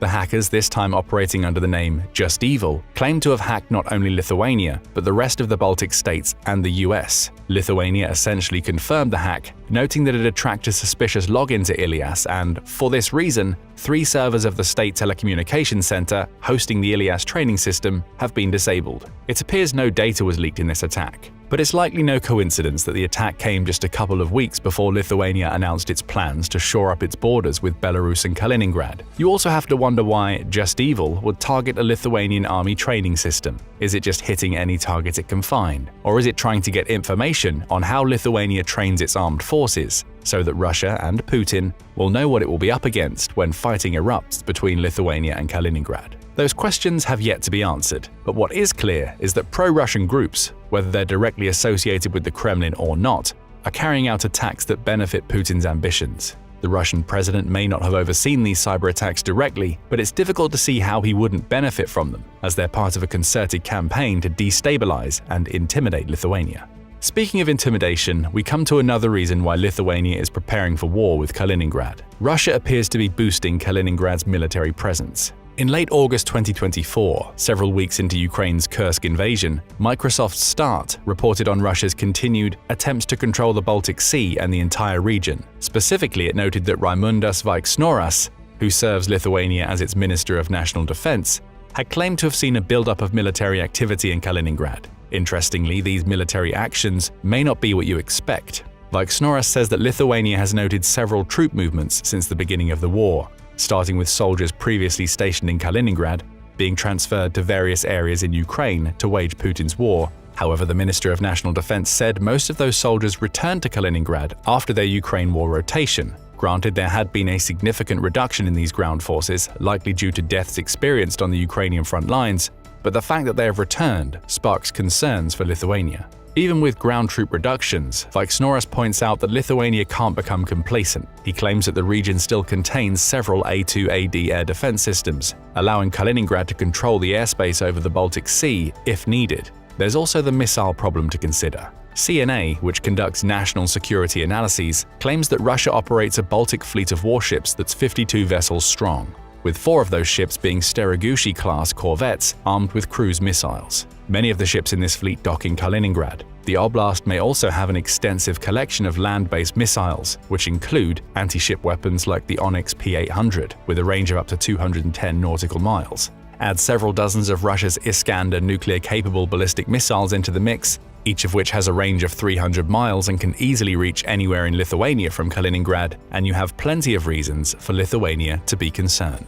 Finally, there's the history between Lithuania and Russia to consider. After all, Lithuania was once part of the Soviet Union. After a brief period of independence that began in November 1918 in the aftermath of World War I, Lithuania faced an almost immediate threat from the Soviet army. Russia invaded in January 1919, with the Red Army occupying Vilnius to oversee the installation of a new Soviet government. Lithuania fought back to the point where it had pushed the Soviets out by the midpoint of that year, but the threat was clear. The Soviet Union wanted to own Lithuania. The next 20 years saw the Baltic state join the League of Nations and attempt to establish its official borders. Unfortunately for Lithuania, World War II came along in 1939, as did the secret protocols of the German-Soviet Non-Aggression Pact signed between Germany and the Soviet Union in August 1939. Originally, the pact would have seen Lithuania fall under German control following the war, with Hitler actively courting the country to join in on his attack on Poland. Lithuania instead opted to remain neutral, forcing a revision to the pact that would instead see it fall under Soviet rule if Germany won the war. Lithuania had no idea this pact existed, and it didn't really matter. The Soviet Union made its intentions clear in October 1939 when it forced the Lithuanian government to accept a treaty of mutual assistance, essentially paving the way for Soviet influence to creep into the country. By June 1940, Moscow was demanding that Lithuania install a friendly government, while allowing the Soviet Union to admit an unlimited number of troops into the country. Constitutional violations followed. The Soviet Union managed to take control of staged elections, and on July 21, 1940, Lithuania's newly installed Soviet-approved government was requesting that the country be incorporated into the Soviet Union. Moscow happily accepted its own request to take control of Lithuania. There were hiccups. The peace between Germany and the Soviet Union didn't last, with Germany successfully overrunning Lithuania in mid-1941. Not long after Germany launched its attacks against the Soviet Union, the German occupation led to the mass extermination of Lithuania's Jewish community, leading to the country losing 250,000. The Soviets then retook control toward the end of 1944, organizing its own sweeping deportations, with 70,000 Lithuanians being displaced in 1947, followed by another 70,000 in May 1948 and some 80,000 in 1949.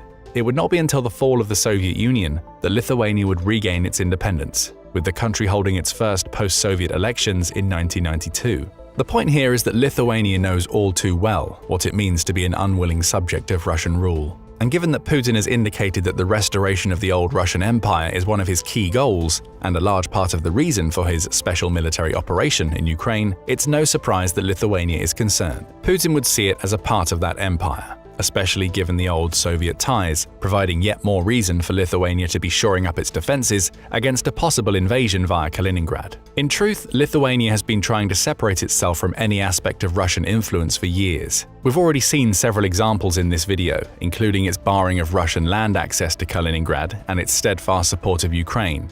Both actions are part of a concerted effort to de-Russify the country. April 2023 saw Lithuania pass a series of amendments that tightened the sanctions it had already implemented on Russian and Belarusian citizens in the country. The new bill made it impossible for Russians to apply for citizenship or buy real estate in Lithuania for a year, in addition to suspending applications for temporary residence permits. The measures were extended in 2024 and came amidst Lithuania having received 75,000 Ukrainian refugees since the start of Putin's special military operation.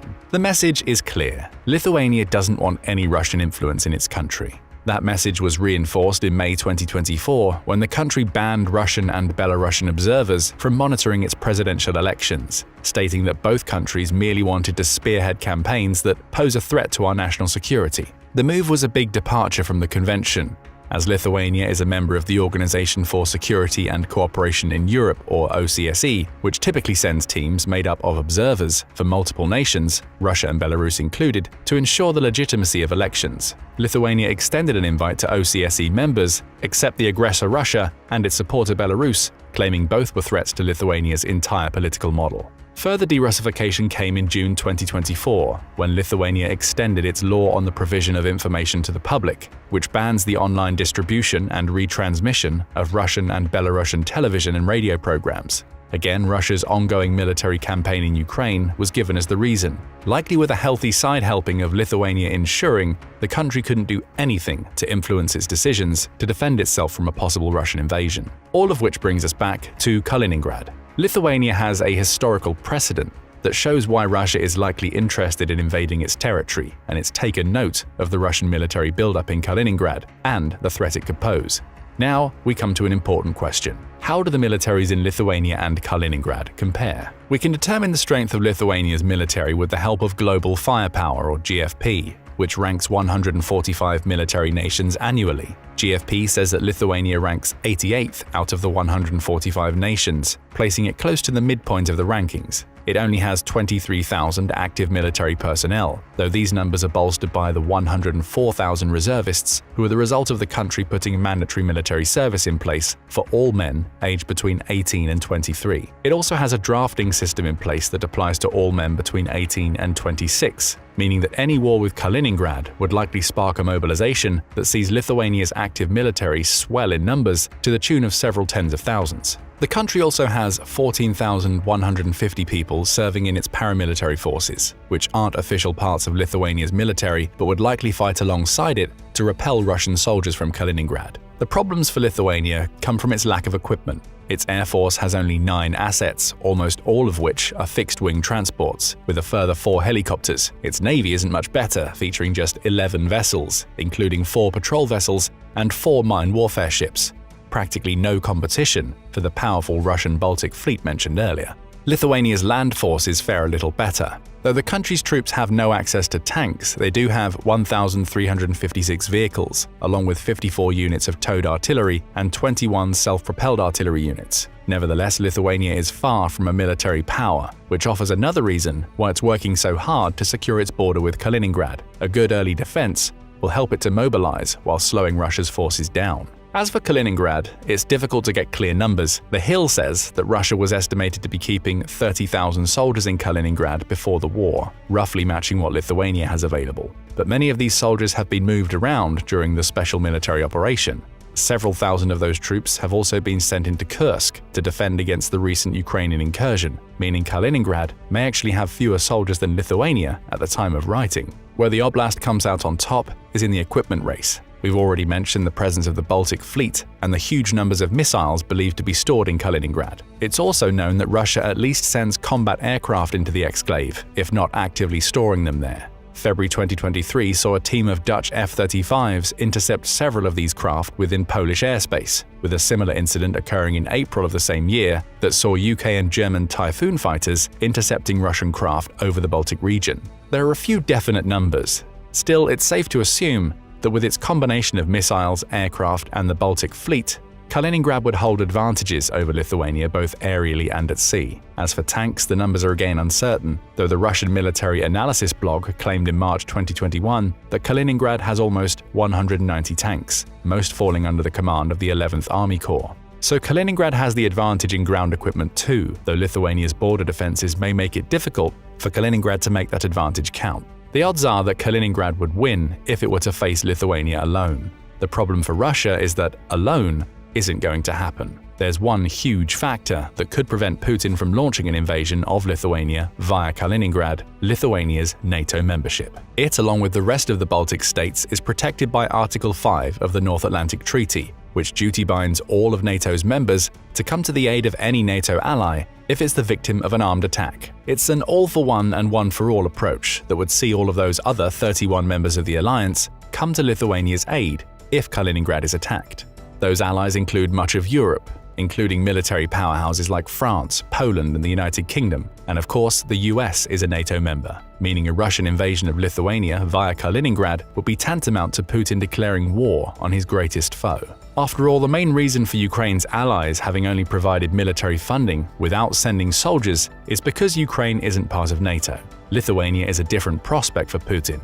If he's hell-bent on returning Russia to its empire days, he has to accept that this would mean declaring war on NATO nations, thus incurring the collective wrath of a host of other countries. The final question is simple. Would Putin still send troops from Kaliningrad into Lithuania? The Baltic states certainly believes it's a possibility. There's enough military equipment in Kaliningrad to present serious problems for the Lithuanian military, which is why the country is investing so heavily in its border defenses. Putin has also made plenty of threats about war with NATO during the Ukraine war, suggesting that this is at least a possibility for which Russia's leader is preparing. If nothing else, Lithuania is determined not to be caught unaware. If Kaliningrad invades, Lithuania is going to be ready to fight back. But the war would likely be the first conflict in a much wider war that engulfs the rest of Europe and, possibly, the entire world. But what do you think? Is Lithuania right to be wary of a potential Russian attack via Kaliningrad, or is Putin at least smart enough to know that such an act would essentially be a declaration of war against all of NATO? Russia is on the ropes. Its forces are taking heavy losses, with hundreds of soldiers being wiped out daily. The war in Ukraine has dragged on far longer than the Kremlin ever expected, and now Russian President Vladimir Putin is running out of options. So in a desperate move, it appears that Russia has turned to an unlikely and controversial ally, North Korea. But not for weapons and ammunition, which Pyongyang has already been accused of supplying to Moscow. This time it's different, far more serious. Reports suggest North Korean soldiers may be sent to the front lines, real boots on the ground, an alliance that marks a dangerous new chapter in this war. It's a move that begs the question, if North Korea is willing to throw its weight behind Russia, what does that mean for the war in Ukraine? And more importantly, will this prompt NATO, the world's most powerful military alliance, to step up and fight directly for Ukraine? In this video, we'll break down this alliance and what it means for the war, and how it could force NATO to reconsider its role in Ukraine. Because at this point, it's not just about Ukraine anymore, it's about the future of global conflict. Before diving into any scenarios, let's look at the basics. After all, you can't understand the full picture without first learning what's going on with North Korea's involvement.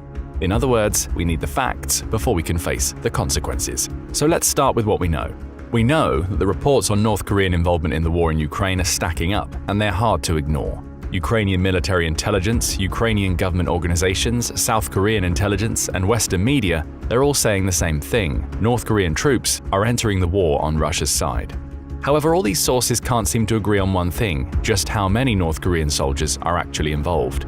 A Ukrainian military intelligence source revealed to the BBC that Russia is forming a unit of 3,000 North Korean soldiers. Kyiv believes that this unit might be preparing in Ulan-Ude, close to the Mongolian border. At the same time, a military source from Russia's Far East confirms that the North Koreans have already arrived at a base near Ussyrysk, north of Vladivostok, but stresses that the numbers are absolutely nowhere near 3,000.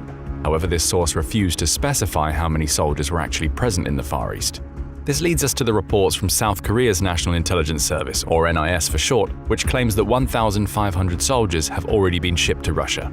These soldiers reportedly arrived between October 8th and 13th, 2024, transported on 7 Russian ships to Vladivostok. But they didn't come alone. Reports also suggest they brought uniforms, weapons, and even forged Russian identification documents. However, the NIS claims that this is only the first wave of soldiers. According to the agency, more North Koreans will follow, potentially swelling their numbers to a staggering 12,000 soldiers. That's a number large enough to make a real impact. Although the figure hasn't been officially confirmed, it signals just how deeply North Korea is getting involved in the war in Ukraine. As for where these soldiers are heading, the North Korean unit from Ulan-Ude is expected to be deployed to Russia's Kursk province, the same area where Ukrainian forces launched an incursion back in August. Their role may be to guard sections of the Russo-Ukrainian borders, freeing up Russian units for more direct fighting elsewhere. But don't expect the North Korean soldiers on the front lines just yet. Experts like the editor of Ukrainian publication Defense Express, Valery Ryabik, believes that these troops will be used in more supportive roles at first. But even if they're not sent immediately into combat, their very presence allows Russia to shift more of its own forces into offensive positions. Now you might think all of this evidence sounds pretty speculative. Where's the hard proof? Well, what about video proof? Undoubtedly, the most striking evidence of North Korean involvement comes from video footage shared with CNN by the Ukrainian Center for Strategic Communication. In this clip, North Korean soldiers are seen queuing at a Russian training ground, receiving uniforms and equipment. Although their conversations can't be fully understood due to low audio quality, they do appear to be speaking Korean. And this is only one video. Another one, geolocated by CNN, shows North Korean troops arriving at the Sergivka training ground, close to Russia's border with China. A Russian speaker can be overheard saying, "We can't film them," followed by, "There are millions of them here. This is just the beginning." While millions is clearly an exaggeration, these words underscore the scale of this development, as well as the secrecy surrounding it. CNN also shared a copy of the questionnaire the North Korean recruits were asked to fill out upon arriving in Russia, providing their sizing for hats, headgear, uniforms, and shoes.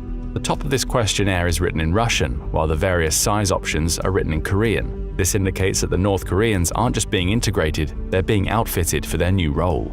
The questionnaire and the two videos also back up reports from the NIS, which claim that the soldiers are being equipped and trained for deployment to Ukraine. According to the NIS, the North Korean soldiers, currently stationed at military bases in Vladivostok, Urasisk, Khabarovsk, and Blagoveshchensk, will only be sent to combat zones once they finish their training. Common courtesy that hasn't been given to many Russian nationals who have been thrown into the fight with minimal preparation, under-trained, and under-equipped. But given who these North Korean troops reportedly are, special treatment shouldn't come as a surprise. You see, the NIS reports that the units sent to Russia were personally inspected by Kim Jong-un himself before deployment, an indication that these soldiers could be among North Korea's elite forces. Given the country's distrust of conscripts who might be prone to defect, it's likely that special operations soldiers are involved in Ukraine, as they are highly trained and, more importantly, highly loyal. Now, special forces might sound intimidating right off the bat, the kind of elite troops you wouldn't want to face on the battlefield. You might envision the likes of the US Navy SEALs, the British SAS, or even Russia's own Spetsnaz, elite units known for precision, deadly tactics, and cutting-edge training. But let's not get ahead of ourselves. This is North Korea we're talking about, a country notorious for its outdated equipment, unreliable tactics, and a military more skilled in grand parades than modern warfare. Sure, they're loyal, maybe to a fault, but when it comes to battlefield prowess, they're hardly in the same league as the world's top special forces. So what exactly can Ukraine expect from these North Korean forces sent to oppose it? Well, these personnel reportedly sent to Vladivostok have been sourced from the estimated 200,000-strong ranks of the Special Operations Forces, the SOF, primarily tasked with probing and testing South Korea's defenses. Now, this number alone will probably raise some eyebrows. Why? Because the world's truly elite special forces count their ranks in the hundreds, not the hundreds of thousands. The SEALs, about 2,500 active duty members. The British SAS, 400 to 500 elite operatives. Even Russia's Spetsnaz, as infamous as they are, doesn't come anywhere close to that six-figure claim. So either Kim is redefining what it means to be special, or we're dealing with an inflated sense of military grandeur. Ahmed Hassan, CEO of Grey Dynamics, a London-based intelligence firm, puts things in perspective. The North Korean SOF may be special by their own standards, but that's hardly a badge of honor when measured against NATO or Russian criteria. If there's a ranking between 1 and 10, he says, let's say 1 is a basic soldier and 10 is Delta Force or the SAS, then the NK Force sits at a solid 5. Essentially, they're the middle-tier performers of the Special Forces world, if we're generous, that is. The only area where the SOF truly ranks at the top is secrecy. Without a doubt, this is one of the most secretive military units in the world, which shouldn't be surprising given its country of origin. For the most part, the SOF is an enigma to Western powers, loyal and highly trained, yet lacking the advanced military equipment seen in NATO forces. The SOF has a colourful history too. Founded in 1968, they gained notoriety after a disastrous raid on the Blue House, South Korea's presidential residence, which resulted in the death of 26 out of 31 operatives involved. Given that their introduction to the world was an outright disaster, it shouldn't be surprising that not much else is known about any of their follow-up exploits. There have been reports that the SOF has been deployed to Syria to support Bashar al-Assad's regime. However, there's also speculation that these troops were merely North Korean mercenaries, further muddying the waters of their true capabilities. What we do know for sure is that they participated in a rare public event in 2017, proudly marching alongside regular army soldiers, because nothing says elite special forces quite like a synchronized march. The same year, North Korean state media showcased SOF troops adorned in black camouflage paint and dark sunglasses, wielding what was described as a new rifle fitted with a grenade launcher. Yet, several reports pointed out that their uniforms bore a striking resemblance to those worn by South Korean special forces, known as the Black Berets. Perhaps South Korea should take solace in the adage that imitation is the sincerest form of flattery. Even the few details we do know about the SOF are enough to pose a question. Will their presence really change the tide of battle, or are they just another set of boots on the ground for Russia that will struggle? Given the challenges they'll face in Ukraine, the second option seems far more likely. Whether the North Korean soldiers fighting for Russia are truly special forces or regular troops, one thing's for sure, their integration will be an uphill battle. For starters, there's the language barrier. North Korean soldiers aren't just non-native speakers of Russian, they're entirely non-Russian speaking. This poses a significant problem in the chaos of battle, where communication is critical. Integrating thousands of North Koreans into Russian military units isn't as simple as adding more manpower to the ranks. One analyst pointed out the difficulties Russia faced when trying to incorporate hundreds of prisoners into their forces, and those guys spoke Russian. Now imagine the added layer of complexity when the troops on the ground don't even share a common language. Moreover, the Eastern Front in Ukraine has morphed into a war of attrition, a brutal meat grinder where traditional covert operations and special forces tactics might be rendered ineffective.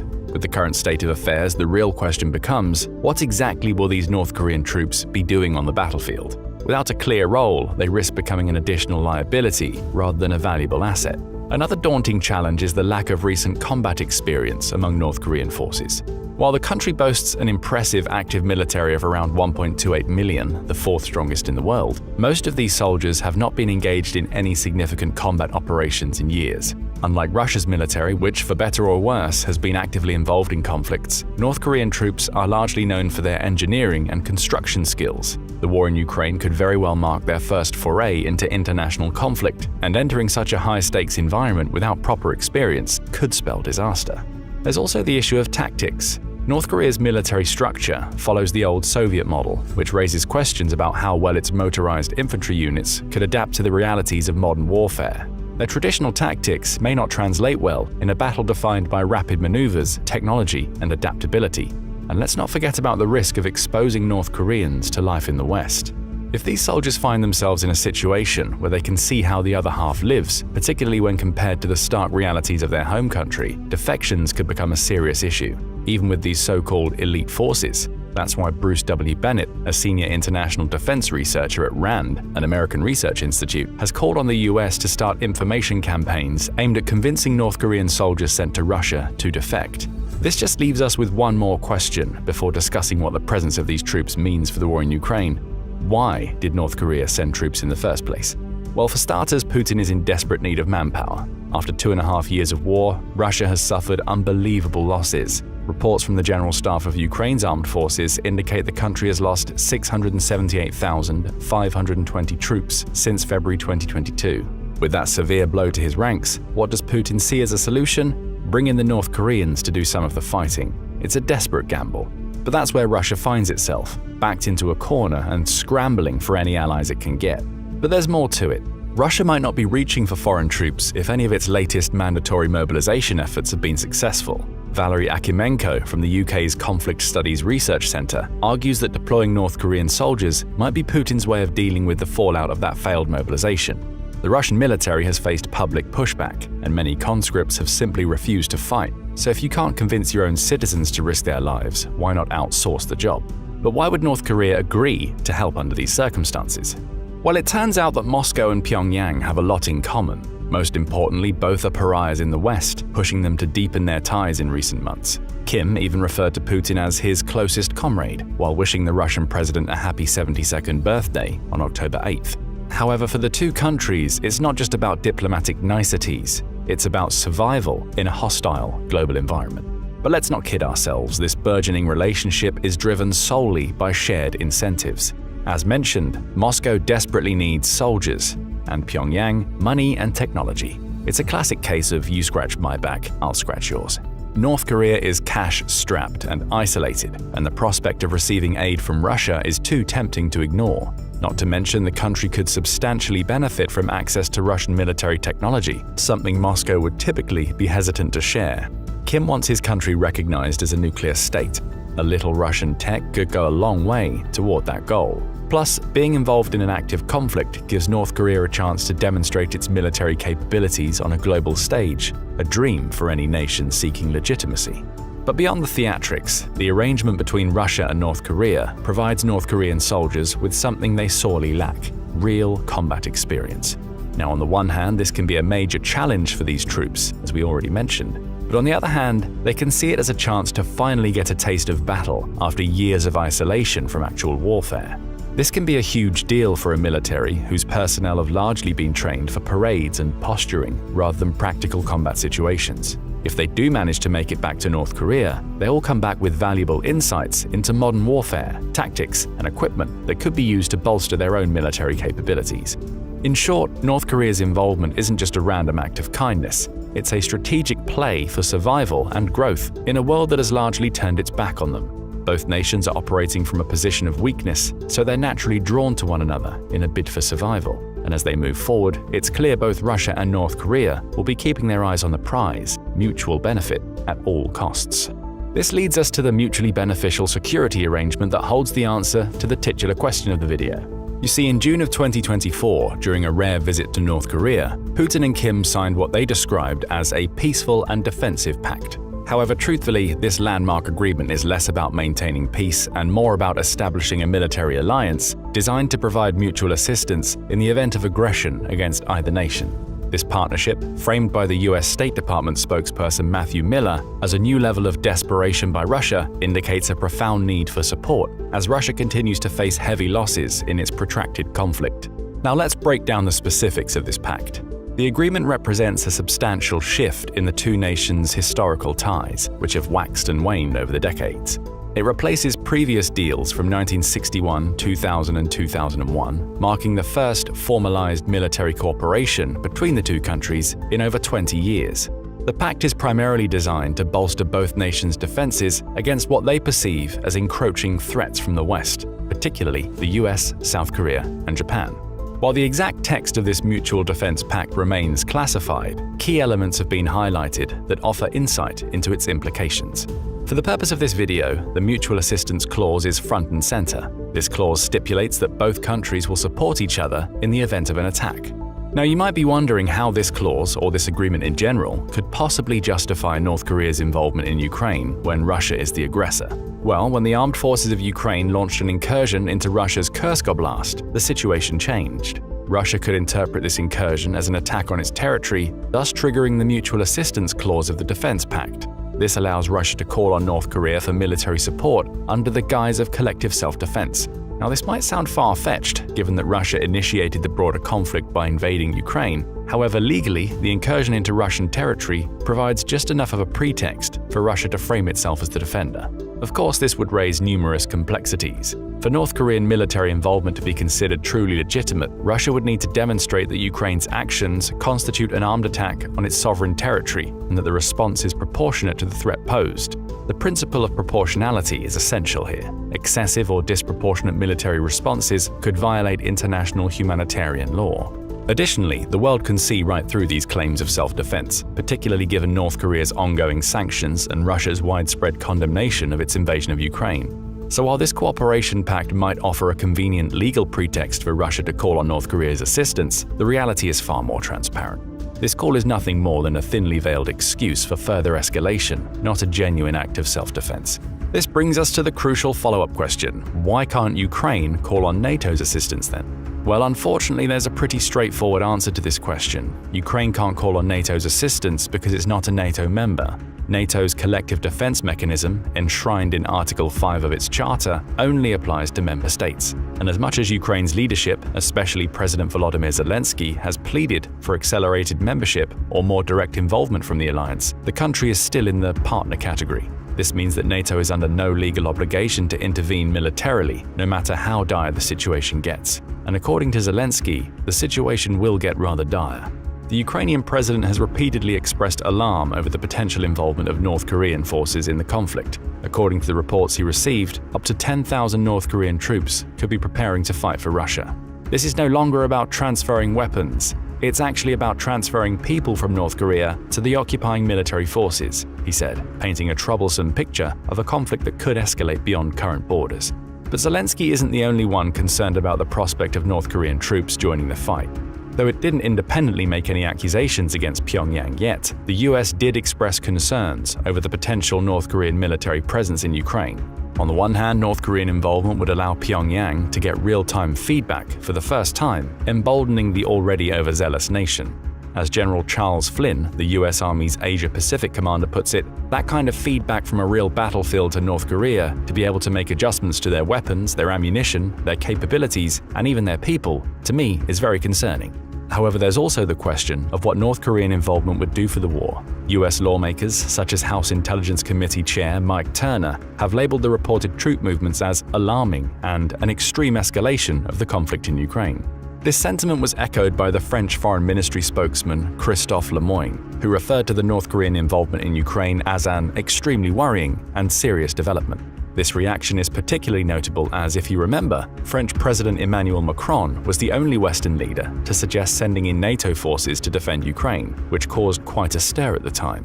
But what does NATO have to say this time? For their part, NATO Secretary General Mark Rutte has expressed that the alliance is closely monitoring the situation, but he also refrained from confirming troop deployments. This suggests that even with these rising tensions, NATO's hands are tied. The legality of intervention remains a significant barrier. The worst part? Ukraine doesn't appear to be any closer to NATO membership than it was at the beginning of the conflict, which leaves the country in a precarious position.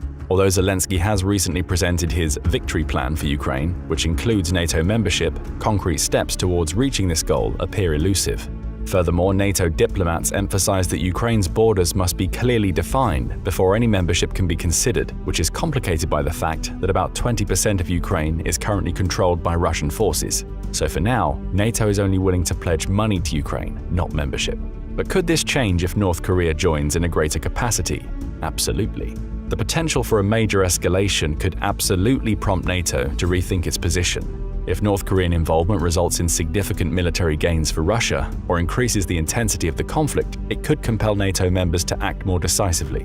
Moreover, the political ramifications of North Korean involvement could pressure NATO to intervene, particularly if that involvement leads to humanitarian crises or significant threats to European security. If North Korean actions are perceived as destabilizing the region or contributing to atrocities, NATO might justify intervention to uphold international norms and protect the stability of Europe. Throw the implications of a strengthened Russo-North Korean alliance into the mix, and NATO could truly have no choice but to intervene. After all, we're talking about the alliance of two nuclear-armed states led by two of the world's most unpredictable and aggressive regimes. A strengthened Russo-North Korean alliance would not only destabilize Ukraine, but could threaten the entire security of Europe. But here's the issue.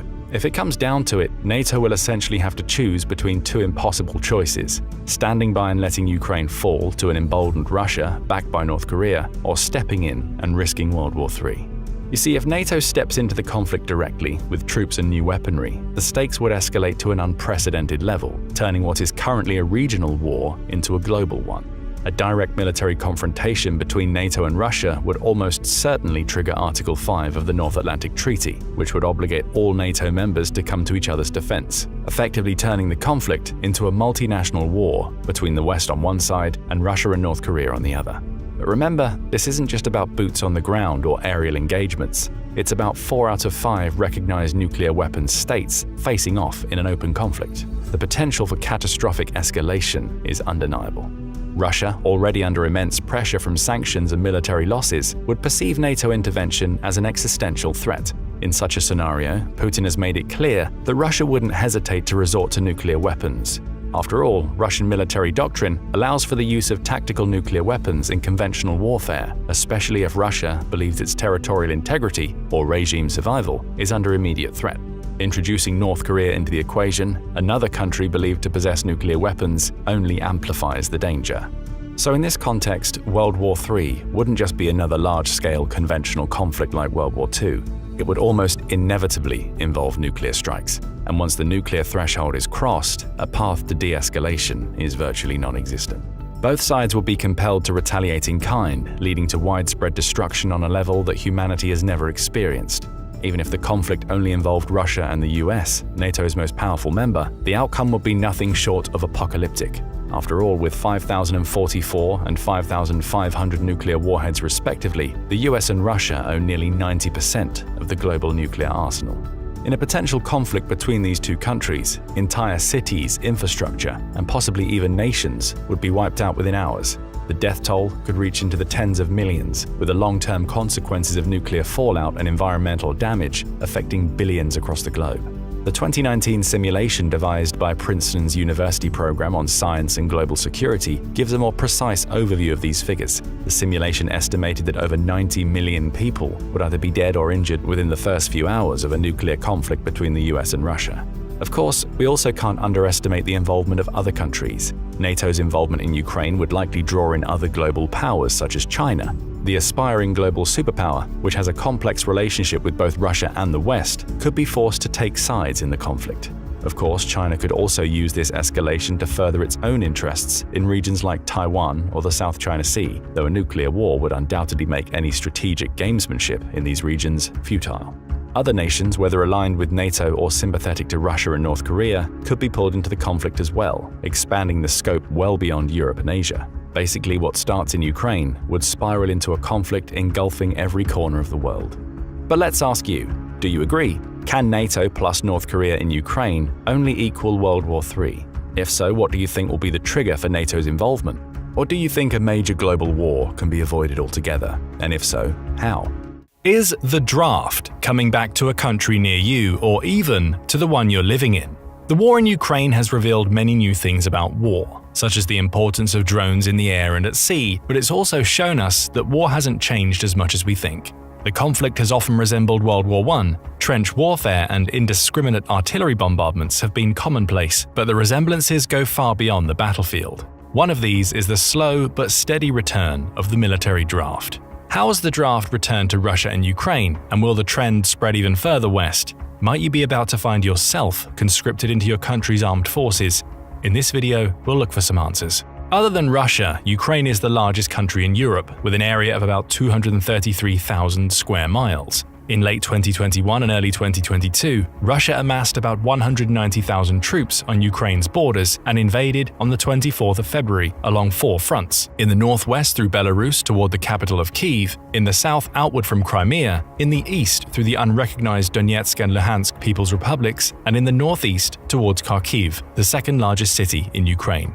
Unfortunately for the Russians, this was not the quick, decisive war that they and their Western opponents expected. Aside from the logistical incompetence, poor morale, and poor doctrine, Russia's failures came from a seemingly simple origin. It did not have enough troops to subdue such a vast territory. After Ukraine defeated Russia's attempt to capture its capital, ended the threat to Kharkiv, and pushed the Russians out of Kherson and back across the Dnieper River, Vladimir Putin saw the writing on the wall. He issued a partial mobilization order, bringing 300,000 reservists back into active duty. He needed more men, pure and simple. Although Russia has suffered significantly more casualties than Ukraine, the latter's numerical disadvantage has begun to show more forcefully in the first half of 2024. The struggle of Ukraine's counteroffensive last year proved costly for its war effort. Even soldiers who have not become casualties have been in combat with little or no relief for over 2 years. Like their Russian enemies, Ukraine needed more men. The demand for additional troops has forced the country's legislature to overhaul its draft laws. Volunteers have dried up as the grim reality of prolonged attritional warfare has set in, and Ukraine's top brass have been reduced to pleading for more troops. In April, the Ukrainian legislature lowered the minimum draft age to 25 and increased penalties for draft dodging, as thousands of men in the country have already done.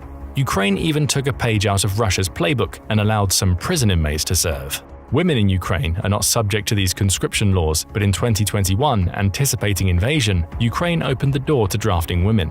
Women in less specialized professions were forced to register with the Ukrainian military for possible service. However, these new changes might not be enough. Ukraine's commander in the Kharkiv, Donetsk, and Luhansk part of the front, General Yuri Sodol, claimed that Russian forces were outnumbering his troops by 7 to 10 times during the debate over the new draft law. This may have been an exaggeration to ensure the law's passage, but Ukraine's lack of manpower has proven a big problem in the latest campaigns of the war.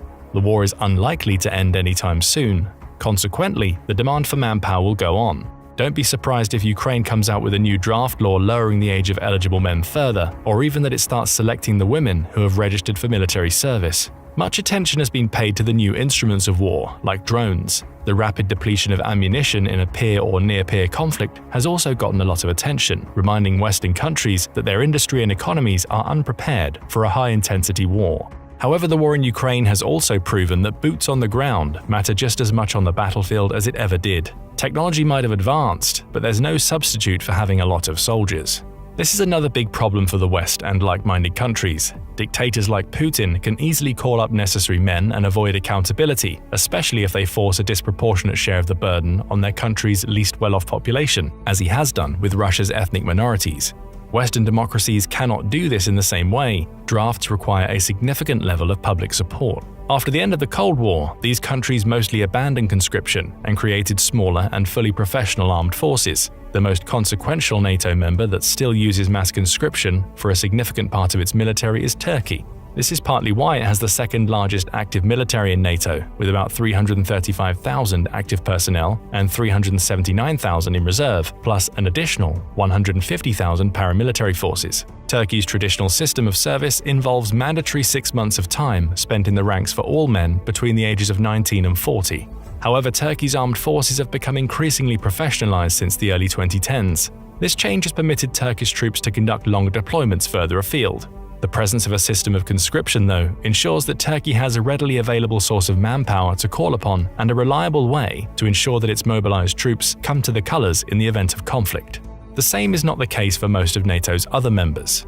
Europe had once pioneered conscription, with the wars of the French Revolution and Napoleon acting as the origin of the modern practice. France had the largest population in Europe at the time, and these conscripted armies, which started on shaky foundations but became battle-hardened and well-trained forces by the end of the period, overwhelmed the old systems of military recruitment seen in places like Russia, Prussia, and Austria. As the 19th century continued, France's old enemies adopted similar draft methods and legislation, so that by the time World War I came around, the only major Western powers that still relied on all-volunteer armies were the United Kingdom and the United States. The draft laws varied from nation to nation, but the principle that a country's able-bodied civilian male population would be subject to service in the national military became established. Germany was one of the leading examples. It had a system that required all able-bodied men who had reached the age of 20 to do 2 or 3 years of service in the active army. Once this was over, the men could return to civilian life, but remained on the rolls as reserves, subject to be called to active duty again until they reached the age of 45. In this way, Germany was able to raise its army from a force of 800,000 men to 3.5 million in only 12 days in 1914. Germany's detailed war planning and ability to mobilize its troops rapidly surprised and nearly overwhelmed its enemies, even though most of them had drafts as well. As the reality of modern industrial warfare became apparent, the United Kingdom was forced to institute a draft starting in 1916. The British High Command realized that it was no longer possible to rely on an all-volunteer military. The United States went through a similar experience during its Civil War. By early 1863, when it became apparent that the war would not be decided by a single dramatic battle, but through long years of attrition, the Congress passed the Enrollment Act, the first true military draft in American history. The United States did the same thing when it entered World War I. In 1917, Congress passed the Selective Service System into law, requiring all American men between ages 21 and 30 to register for military service. The law was amended the following year and extended eligibility for service to 45. World War II saw much the same results, with Germany using conscription to swell its ranks into the millions and its enemies having to institute much more onerous drafts in response. For example, in the First World War, Britain made room for conscientious objectors, but this was largely not the case in the Second. The United States began to abandon the draft once the Vietnam War proved highly unpopular. In January 1973, the Selective Service Board announced that there would be no further draft calls. This followed a campaign promise President Nixon made to end the draft in 1968. His landslide re-election in 1972 gave him more political capital to follow through on the promise. Ever since, the United States military has become a professional fighting force, with volunteer and often career soldiers. Today, the United States has a standing army of 1.3 million active personnel, with an additional 800,000 in reserve. However, this is less than 1% of the American population. Most Americans have no military experience or expectation that they could be drafted, and this could prove a serious problem in a modern war. European countries too gradually abandoned their drafts following the end of World War II. Despite Cold War-era tensions, a long period of peace on the continent prevailed. European nations, by and large, continued to spend over 2% of their GDP on defense, but they began to reassess their draft laws. Britain ended its draft in 1960. As the war in Ukraine continues, though, some British officials have recently dared to introduce the idea of a renewed draft in the public consciousness. Sir Patrick Sanders, the highest-ranking officer in the British Army, made waves in January 2024 when he said that the British public would need to be prepared to take up arms against Vladimir Putin's Russia in the event of a wider war in Europe. Italy has also made waves with the prospect of a reintroduced draft. The country abolished all forms of compulsory military service in 2004, but the invasion of Ukraine is changing those calculations. Giorgia Meloni's government is in the midst of a significant rearmament program, and recently, Deputy Prime Minister Matteo Salvini suggested that conscription may need to be a part of it. His party plans to reintroduce a conscription bill in the country's legislature. If enacted, there will be 6 months of compulsory military service for men and women alike. 10 Downing Street was quick to distance itself from General Sanders' comments. Italy, too, has not made any concrete plans to reintroduce a draft, as it's likely that Salvini's bill will be defeated. For now, the British and Italian public would find such moves unacceptable because they are still far away from the Russian threat. Other countries do not have the same luxury. Germany, the leading power in Europe, but which has been notoriously negligent in its military preparedness, has slowly changed its tune since the invasion. A mere 3 days after Russia attacked Ukraine, Chancellor Olaf Scholz announced that Berlin would meet the NATO benchmark to spend 2% on defense and create a modern military capable of defending Germany from Putin's aggressions. The problem is that in addition to a lack of industrial capacity due to years of low spending, it's become apparent in Berlin that the modern method of recruiting soldiers would not raise the necessary forces in the event of a conflict. Germany was the center of Cold War tensions, the area likeliest to suffer the worst in the event of a Third World War. While it's not as vulnerable today, NATO still considers it under enough of a threat that preparing to defend it was one of the most important parts of the Steadfast Defender 2024 exercise, the largest the alliance undertook since the fall of the Soviet Union. Germany ended conscription in 2011, but has begun to take a second look. Defense Minister Boris Pistorius has tasked his ministry with exploring the potential draft options, and in May 2024, Scholz said in a press conference that Germany needed to find ways to convince more people to find careers in the military. The opposition party, the Christian Democrats, have gone further and announced their intentions to reintroduce the draft in Germany if their party wins the country's national election next year. Germany's plans are therefore more advanced than Britain's and Italy's. Unsurprisingly, the trend seems to be proportional with the threat each country faces. France is well buffered from renewed Russian aggression thanks to its geography, but President Macron has long been one of the voices warning that Europe needed a credible defense, independent of the United States and its chaotic domestic politics. France ended its draft in 1997, but even in the 2000s, policymakers in Paris began to realize that their country was unacceptably vulnerable. France's projects Scorpion, Titan, and Vulcan have meant to shore up supplies of military equipment and ensure reliable manufacturing at scale. Once these initiatives were in place, French policymakers turned their attention toward the supply of manpower. As early as 2018, Macron brought back mandatory national service, although this did not necessarily mean military service. Nevertheless, he gave away his intentions the previous year during a campaign speech. There he praised the virtues of a military life and its ability to bring renewed social cohesion. He implied such service would only be for a month if it was reintroduced. Now things are much more explicit. Several departments in France toyed with the idea of renewed conscription in 2023. Macron was also considering proposals. Nothing has come to fruition yet, but France seems to be one of the likeliest countries to reintroduce its draft in relatively short order. Aside from the Baltic states, Romania might be the most vulnerable country in NATO. It abolished its draft in 2007, but since it borders Ukraine, it will be on the front lines of any renewed conflict with Russia. It's already had a preview as Russia launched drone attacks on Ukrainian ships carrying grain on the Danube as an alternative to the dangerous Black Sea shipping route. Some explosions reportedly took place on Romanian territory. Romania also has Serbia for a neighbor, which is a friendly country to Russia, and has also made serious overtures of bringing back conscription in its borders. Additionally, the low pay in the Romanian military, less than $1,100 per month for non-commissioned officers and even lower for privates, makes voluntary recruiting even more difficult. In light of these realities, Romanian Prime Minister Nicolae Ciucă floated the idea of bringing conscription back in 2023. His speech highlighted a growing realization among European leaders in general. Back onto the drawing board comes the defense industry, needing to be turned into war industry, and so do the small, technologically sophisticated armies of professionals that must revert to mass armies with society-wide reserves and extensive mobilization capabilities to cope with a large-scale, long, high-intensity, and resource-depleting warfare. Ciucă is a former general in Romania's armed forces, so he understands the delicate situation better than most. Romania is one of the NATO countries spending above 2% of GDP on defense, reaching 2.5% in 2023, but it would have serious manpower issues if it did not reintroduce conscription, manpower issues which have already proven so dangerous over the course of the war next door. Like Britain and Italy, Romania has not yet made a serious attempt to reintroduce conscription, though it wouldn't be surprising if it did. 15 countries in Europe still have drafts, although not all of them are serious about conscription. For example, the Netherlands does not enforce its draft laws. Its relatively safe position has given its politicians cover to not be serious about it. Lithuania is a different story. It's one of the countries at the highest risk of a Russian invasion. It abolished its draft in 2008, but reinstated it in 2016 after Russia's annexation of Crimea and support for the breakaway republics in eastern Ukraine 2 years earlier. Given their historical experience, the Lithuanians caught on to what Russia was up to, and Vilnius reinstituted its draft to cope with the increased threat.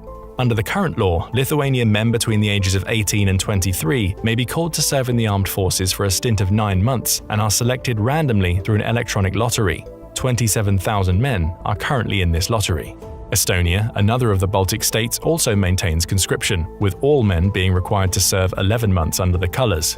Sweden abolished its draft in 2010, but this lasted for only 7 years. Stockholm reintroduced conscription after Vladimir Putin's aims in Europe became apparent. The draft is less strict than other countries, as Sweden sends notice to both men and women of military age, asking them if they think they will be a good fit for military service. Those that answer no don't have an obligation to serve. Stockholm claims it only wants to call up people that are motivated. Those that do serve stay between 9 and 12 months. If the Russian threat continues to grow, don't be surprised if Sweden becomes less accommodating with those that do not wish to serve. Norway shares a border with Russia, which is why it never abolished conscription. In 2013, conscription was extended to women, making it the first NATO member to do so. All able-bodied people between the ages of 18 and 44 are expected to serve for 12 months. In wartime, the eligibility pool rises to the age of 55. This model is one that countries like France and Germany see as potentially being ideal, which means that if they were to bring back their drafts, women would likely be involved. In Europe, the trend seems to be a slow and steady return of conscription. If the situation in Ukraine gets worse, don't be surprised if those dominoes start to fall, as they have through the history of the European continent. In the United States, policymakers have floated a return of the draft, but while the selective service system remains in place and all men must register with it upon their 18th birthdays, no serious prospect of a reintroduced draft has made any headway. The all-volunteer military was more than adequate to face down the Soviet Union in its last days, and the era of American hegemony that followed. However, with Washington pressured in Europe and the Indo-Pacific, the demand for more soldiers is likely to increase in coming years, and in the event of a war, America would likely be involved on at least 2 far-flung fronts, just as in World War II. The current size of the United States military would be inadequate for this mission. That remains theoretical, but one thing is certain. Momentum is building to reintroduce conscription in many of the countries that thought it would be gone forever. Depletion of men in a peer or near-peer conflict is as serious as depletion of ammunition, leaving national leaders with no choice but to retool their populations just as much as they have tried to do with their industries. When commenting on the potential need for renewed conscription, General Sanders said that regular armies start wars, citizen armies win them. This was the case in both world wars, and it's proving the case in Ukraine today. When wars are not brought to a quick and decisive conclusion, the old professional army depletes quickly from attrition, and conscripted replacements are needed rapidly. This was something that much of the world had conveniently forgotten during the era of the so-called end of history and the focus on low-level counter-terrorism and counterinsurgency operations. Now that great power competition is returning and that the world is shifting into separate ideological camps, history is rearing its head again. The draft has already returned to a few countries in the West. Do you think their allies will follow suit? There could be war in Sweden. Those are the words of Carl Oskar Bolin, Sweden's civil defense minister, and they were spoken to the attendees of a defense conference in January 2024. Worse yet for Sweden, Bolin's isn't the only voice in the country that's warning its citizens to prepare for war. The commander-in-chief of the military, General Michael Biden, not only backs up what Bolin said, but builds upon it, saying that all Swedes should prepare mentally for the possibility of war. Against who? Putin, of course. The comments caused an uproar in some parts of Sweden and panic in others, with the country's former Prime Minister, Magdalena Andersson, objecting to the warning while pointing out that it's not as if war is just outside the door. Elsewhere in the country, a children's rights organization named BRIS reported that its national helpline has started to see an uptick of worried calls from children asking about a potential conflict, as well as an increase in TikTok posts talking about it.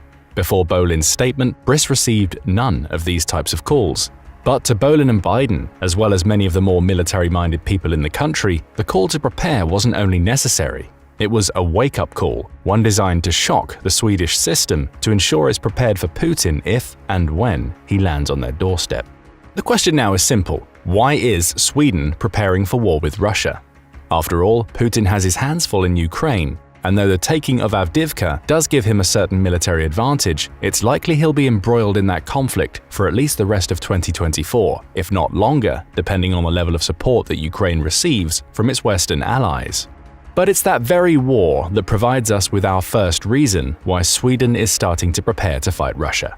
In the wake of Russia's invasion of Ukraine, Europe woke up to the fact that it has a territorially minded leader on its doorstep who's willing to invade other countries to stake his claim to land that he believes belongs to Russia. And since Putin's war with Ukraine began, NATO has been an ever-present thorn in his side. Ukraine wants to join, guaranteeing protection from NATO's members and forcing them to enter the conflict due to Article 5 of the organization's charter, and many other countries are starting to see the benefits of being part of the military alliance. After all, it's better to be part of a group that can combine forces to fend off Russia than to be on the outside while hoping that members of that group will provide financial and military aid. Sweden recognizes this. That's why the country's lawmakers officially ratified and approved its bid to join NATO on March 22, 2023. With that approval in hand, Sweden now had a clear path to becoming part of the Union, bolstering its defenses in the process, right? Not so much. Though NATO invited Sweden to join the group during its Madrid summit in June 2022, paving the way for the new laws in Sweden allowing the country to apply, it took almost 2 years for the country to become a fully fledged member.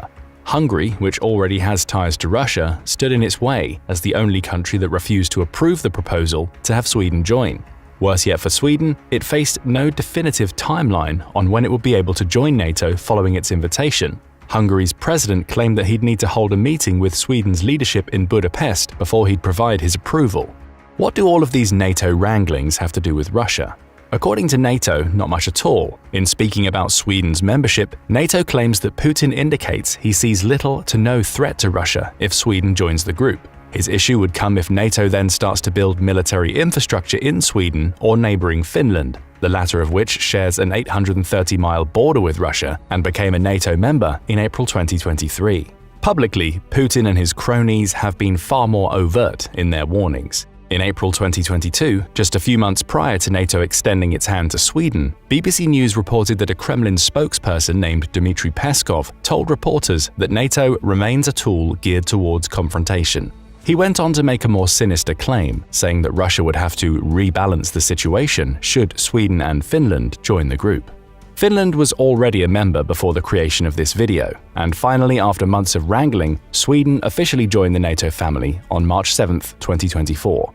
Of course, both will have taken note of Peskov's comments when they were made, with their desire to join NATO likely being a counter to his rebalancing.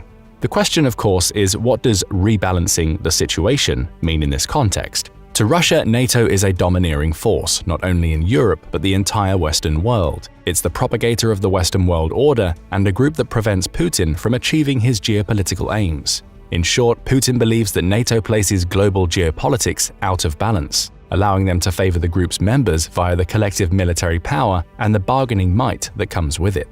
Rebalancing could simply mean that Putin would seek to build stronger alliances with other anti-Western countries such as China.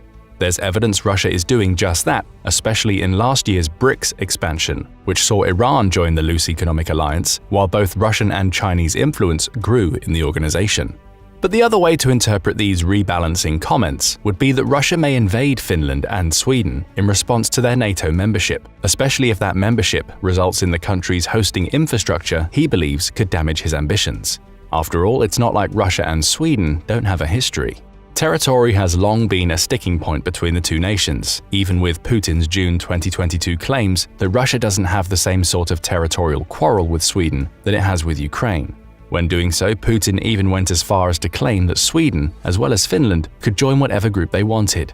Of course, that claim came alongside yet another threat to meet the building or deployment of military infrastructure in either country if the time came.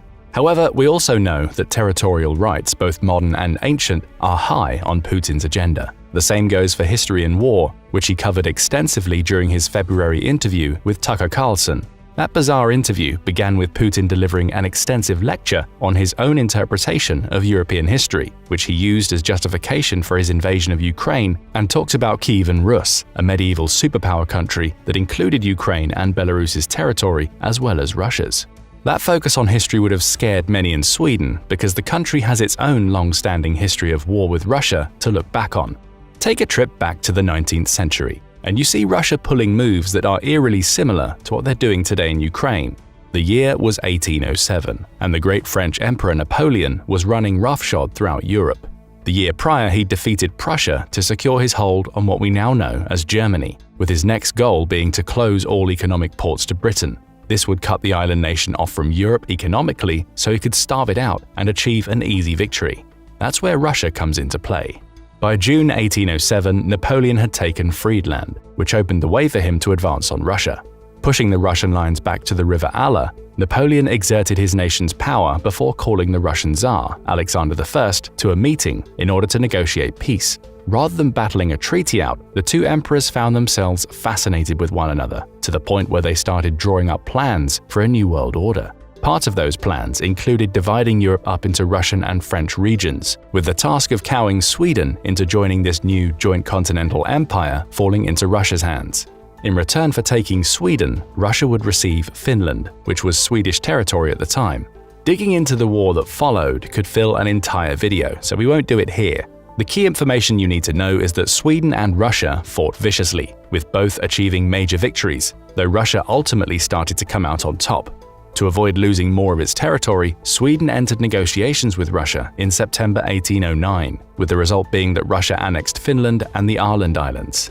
The annexation ended nearly a 600-year-old union between Sweden and Finland, essentially setting the stage for the latter to become its own country.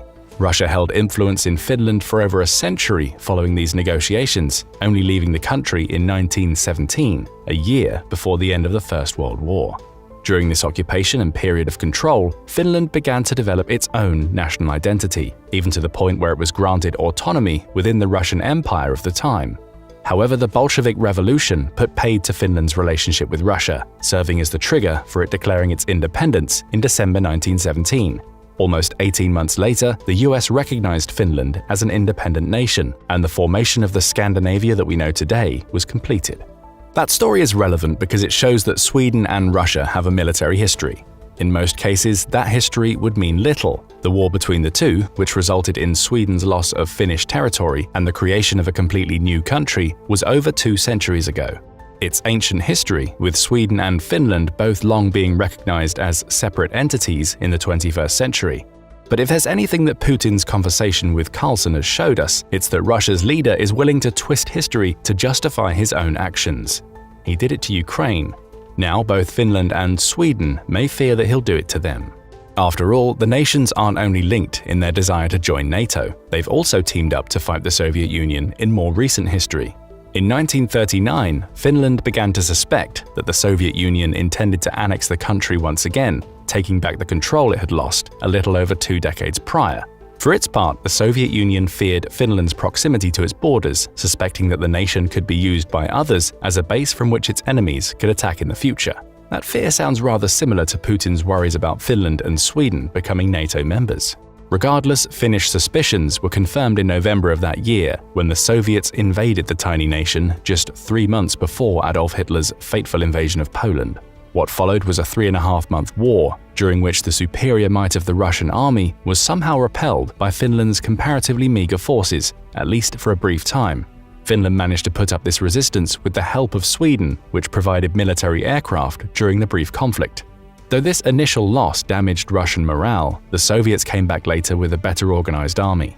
Finland, already exhausted from the early battles of the short-lived war, eventually decided to enter negotiations with the Soviet Union.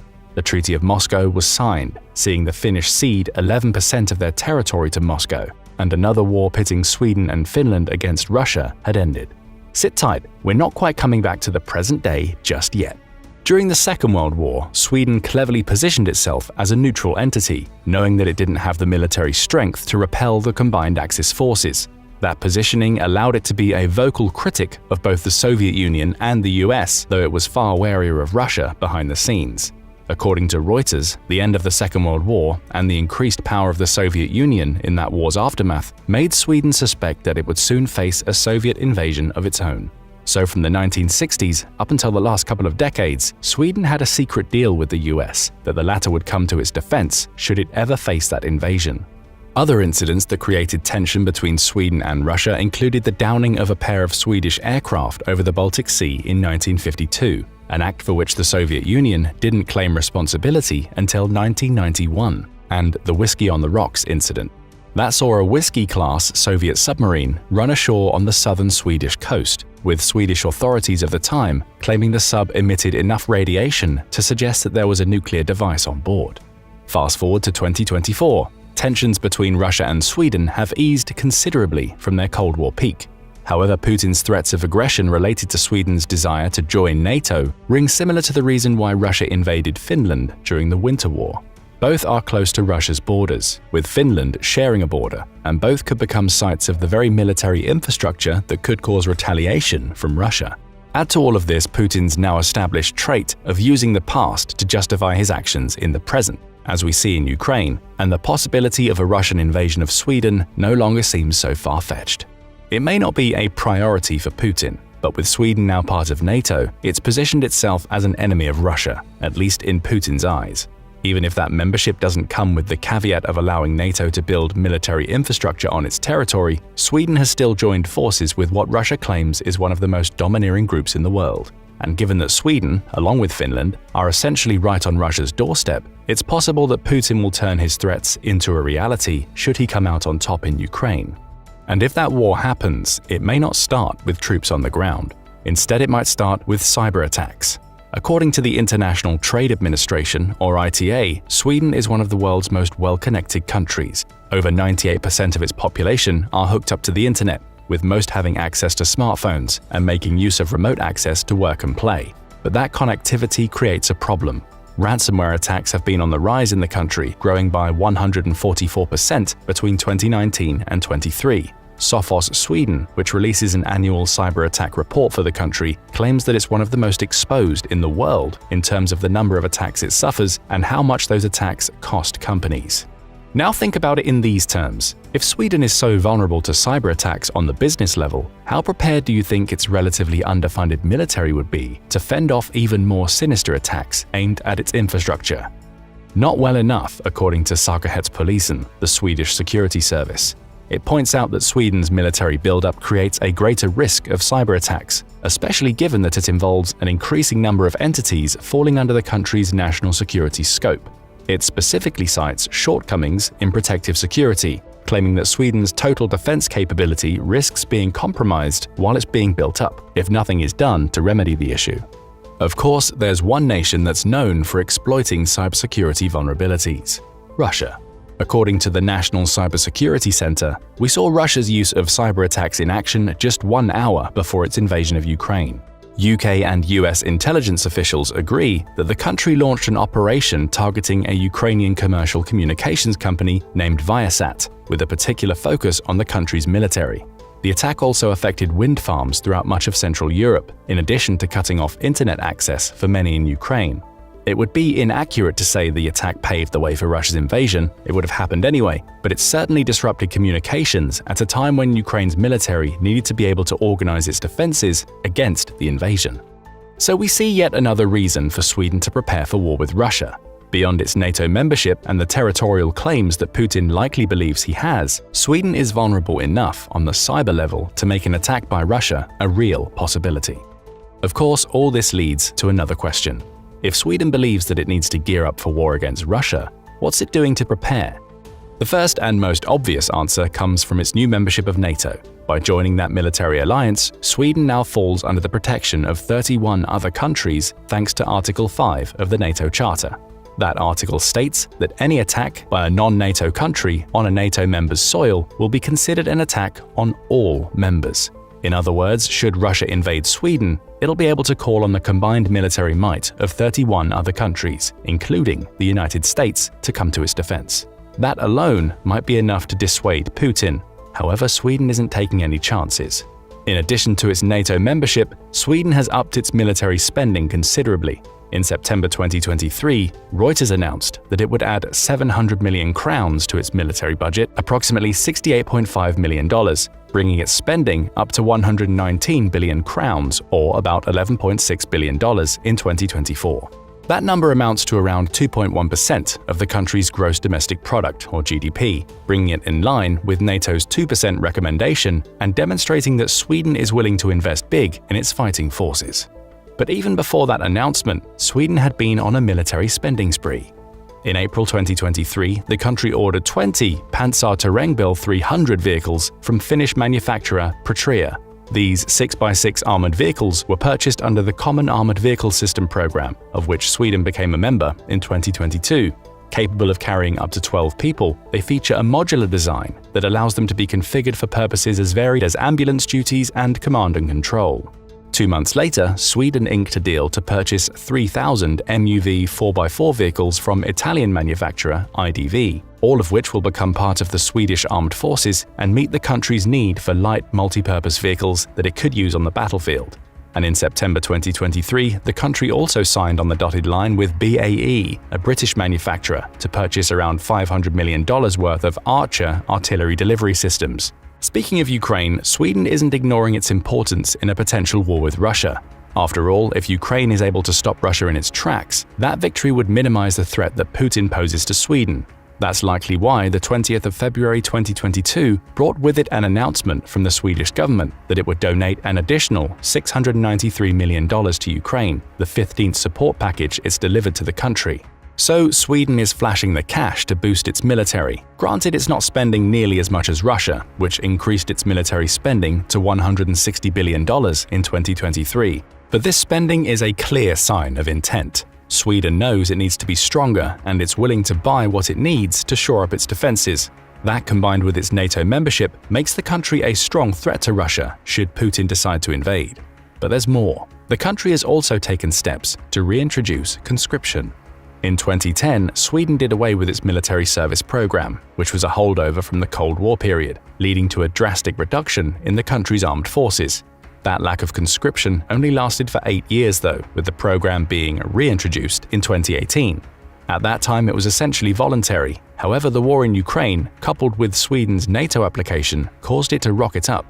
In 2023, conscription rose by 30%, with Al Jazeera reporting that the country plans to raise its conscription numbers to 10,000 by 2030.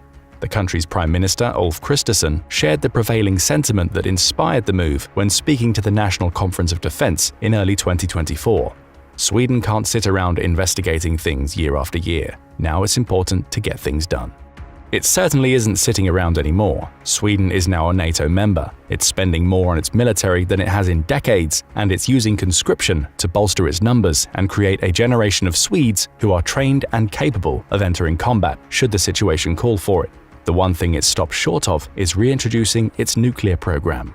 In 1945, immediately in the wake of World War II and the dropping of nukes on Nagasaki and Hiroshima, Sweden created a nuclear research program. It spent the next 2 decades researching how to develop these powerful weapons, though there's no evidence that it was ever able to assemble a nuclear device. By the mid-1960s, around the time it created the secret defense deal with the United States that we mentioned earlier in the video, Sweden decided to end this program, becoming a signatory of the Non-Nuclear Proliferation Treaty in the process. It doesn't intend to break that treaty. In an April 2023 post discussing its then proposed entry into NATO, Sweden confirmed its commitment to nuclear disarmament. It won't build nuclear bombs, despite the fact that Russia has them. But frankly, it doesn't need to. Now that it's a NATO member, it's allied with France, the US, and the UK, all nuclear powers that are bound by Article 5 to come to Sweden's defense should Russia ever attack on Swedish soil. All of this leads us to a final question. Could Sweden fend off, or even defeat, Russia if war ever comes? If fighting alone, it would likely stand no chance. The Russian war machine is so powerful that even if Sweden could turn the fight into the battle of attrition we're seeing in Ukraine, it would likely be overcome. But Sweden isn't alone. It's now part of a military alliance that will join in its fight if it ever finds itself at war with Russia.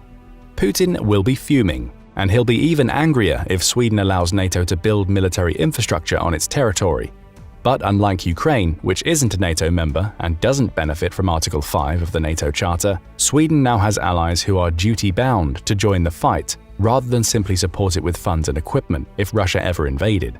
Now we'll turn the questions over to you. Do you think Russia will actually invade Sweden? What would happen if Russia and Sweden did go to war?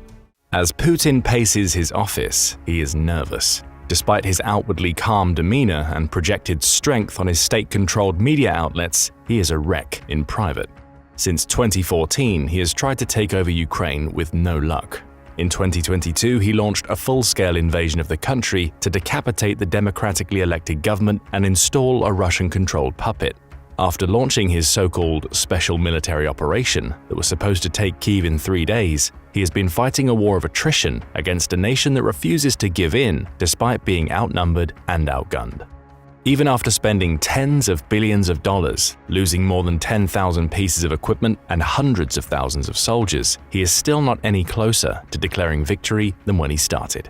Because of his military's host of setbacks on the battlefield, Putin has turned to increasingly desperate measures to win the war. Recruiting convicted murderers, raising mercenary armies, conducting bombing campaigns against civilian targets, deporting masses of civilians to Russia, and other crimes that have done nothing but harden Ukrainians' resolve to win the war. And as Putin has tried various tactics to win the war, so too has the US and NATO done their part to help Ukraine succeed. Over the past several years, the US alone has contributed over $175 billion to Ukraine's war effort, with almost $70 billion of that being direct military aid in the form of all types of weapons and ammunition for land, sea, and air requirements. NATO countries have also given significant money, amounting to over $30 billion in economic aid and $40 billion in direct military aid. Because of the huge amount of Western aid flowing into Ukraine, Russian formations have been brought to a standstill due to a smaller army being able to force itself several orders of magnitude thanks to these weapons donations. And that's where Putin has a problem. Putin has routinely called for Western aid to stop flowing into Ukraine and has threatened several so-called red lines for aid that would trigger a larger response from him. Chief among these red lines has been the delivery of the F-16 fighter jet. Though the F-16 airframe is several decades old, modern midlife upgrade packages during the early 2000s brought these tried-and-true fighter jets into the contemporary era. With newly refurbished airframes, new radars, computers, weapons, and other sensors, the modern F-16 can go toe-to-toe with some of Russia's best aircraft, like the Su-34 and Su-35. This is a problem for Putin. Though Ukraine's air force remains viable after years of fighting, its role remains limited due to its small size, older planes, less advanced radars, and shorter-range weapons. As a result, the Ukrainian Air Force's sortie generation is sometimes up to 40 times less than Russia's ability to launch aircraft each day. However, thanks to the dearth of air defense systems that Western backers have provided, the Ukrainian armed forces are still able to contest the skies over Ukraine through a combination of short, medium, and long-range systems. However, recent developments may finally tip the balance of power in favor of Ukraine. Recent media reports show that Belgium has pledged to donate 30 of its surplus F-16 fighters in exchange for newer F-35s. This pledge has now pushed the total number of committed F-16s for Ukraine to 85. Though these planes may not arrive in theater for some months, or potentially years, due to retrofitting and pilot training, this number of F-16s is what Ukraine says it needs to gain local air superiority along a sector of the front. If Ukraine were to gain air superiority in a specific area, like Kherson for example, its forces could use this as a weapon to reel back Russian advances sector by sector until pushback to the 2014 line of contact, or potentially to the international border itself. Such a possibility is a disastrous scenario for Putin, and he would certainly choose a drastic course of action to prevent the defeat of conventional Russian forces on the battlefield. Another reason why Putin might make good on his promise to escalate the war is because of Ukrainian attacks on Russia itself. Over the past several years, Ukraine has attacked Russia numerous times with drones that have crippled air bases far inside Russia and resulted in some hilarious countermeasures like placing tires on top of multi-million-dollar airplanes to prevent their destruction. Recently, however, these attacks have ramped up to affect Putin's bottom line, his oil industry. Because Russia is essentially just a giant gas station that supplies huge quantities of oil and natural gas to the world, this serves as Putin's main way of obtaining foreign cash to back up his worthless rubles. Since January 2014, Ukraine has been attacking Putin's oil industry in earnest by launching at least 15 recorded drone attacks against oil refineries across Russia, sometimes hundreds of kilometers away from Ukraine. These attacks have crippled up to 14% of Russia's oil refining capacity at a time and forced Putin to announce a 6-month freeze on fuel exports to ensure price stability at home. Despite America's urging to stop attacking inside Russia, Ukraine continues its strikes unabated. As Putin's military struggles to shoot down these drones, it's a huge political embarrassment for him, since he has already stated that companies should seek to purchase their own air defense systems since the Russian military cannot afford to buy any more. If Ukraine continues these attacks, or they get worse and worse, this too might be the tipping point if public sentiment goes against him and he's seen as weak. Whether caused by a perceived loss on the battlefield or having his seat of power threatened at home, Putin would take drastic action to save his shattered dream of reinstating a modern USSR. But what would a war be like? Hour zero. As the West continues to watch the war in Ukraine unfold, Putin continues to make veiled threats in the media. While Putin has been saying these things for years, Western nations do not take him seriously anymore, since they assume he could not be so foolish as to start a peer-to-peer war with the US and NATO while still trying to conquer Ukraine. But that's exactly what Putin is planning.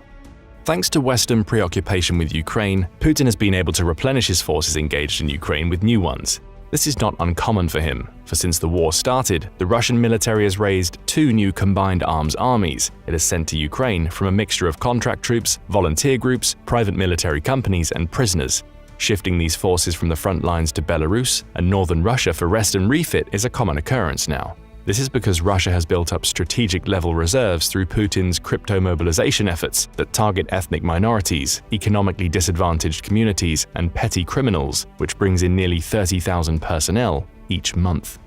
Of course, Ukraine inflicts around 1,000 casualties per day on the Russian military. Still, because of these mobilization efforts, Putin has steadily built up his current army from around 1.1 million troops to 1.5 million soldiers, due to around 300 to 400,000 Russians signing enlistment contracts each year, which is the target set by the former Russian Minister of Defense, Sergei Shoigu. With his new army of 400,000 troops, just over the size that Putin had used to invade Ukraine in 2022, Putin intends to deploy them in a surprise invasion meant to shock NATO into stopping support for Ukraine.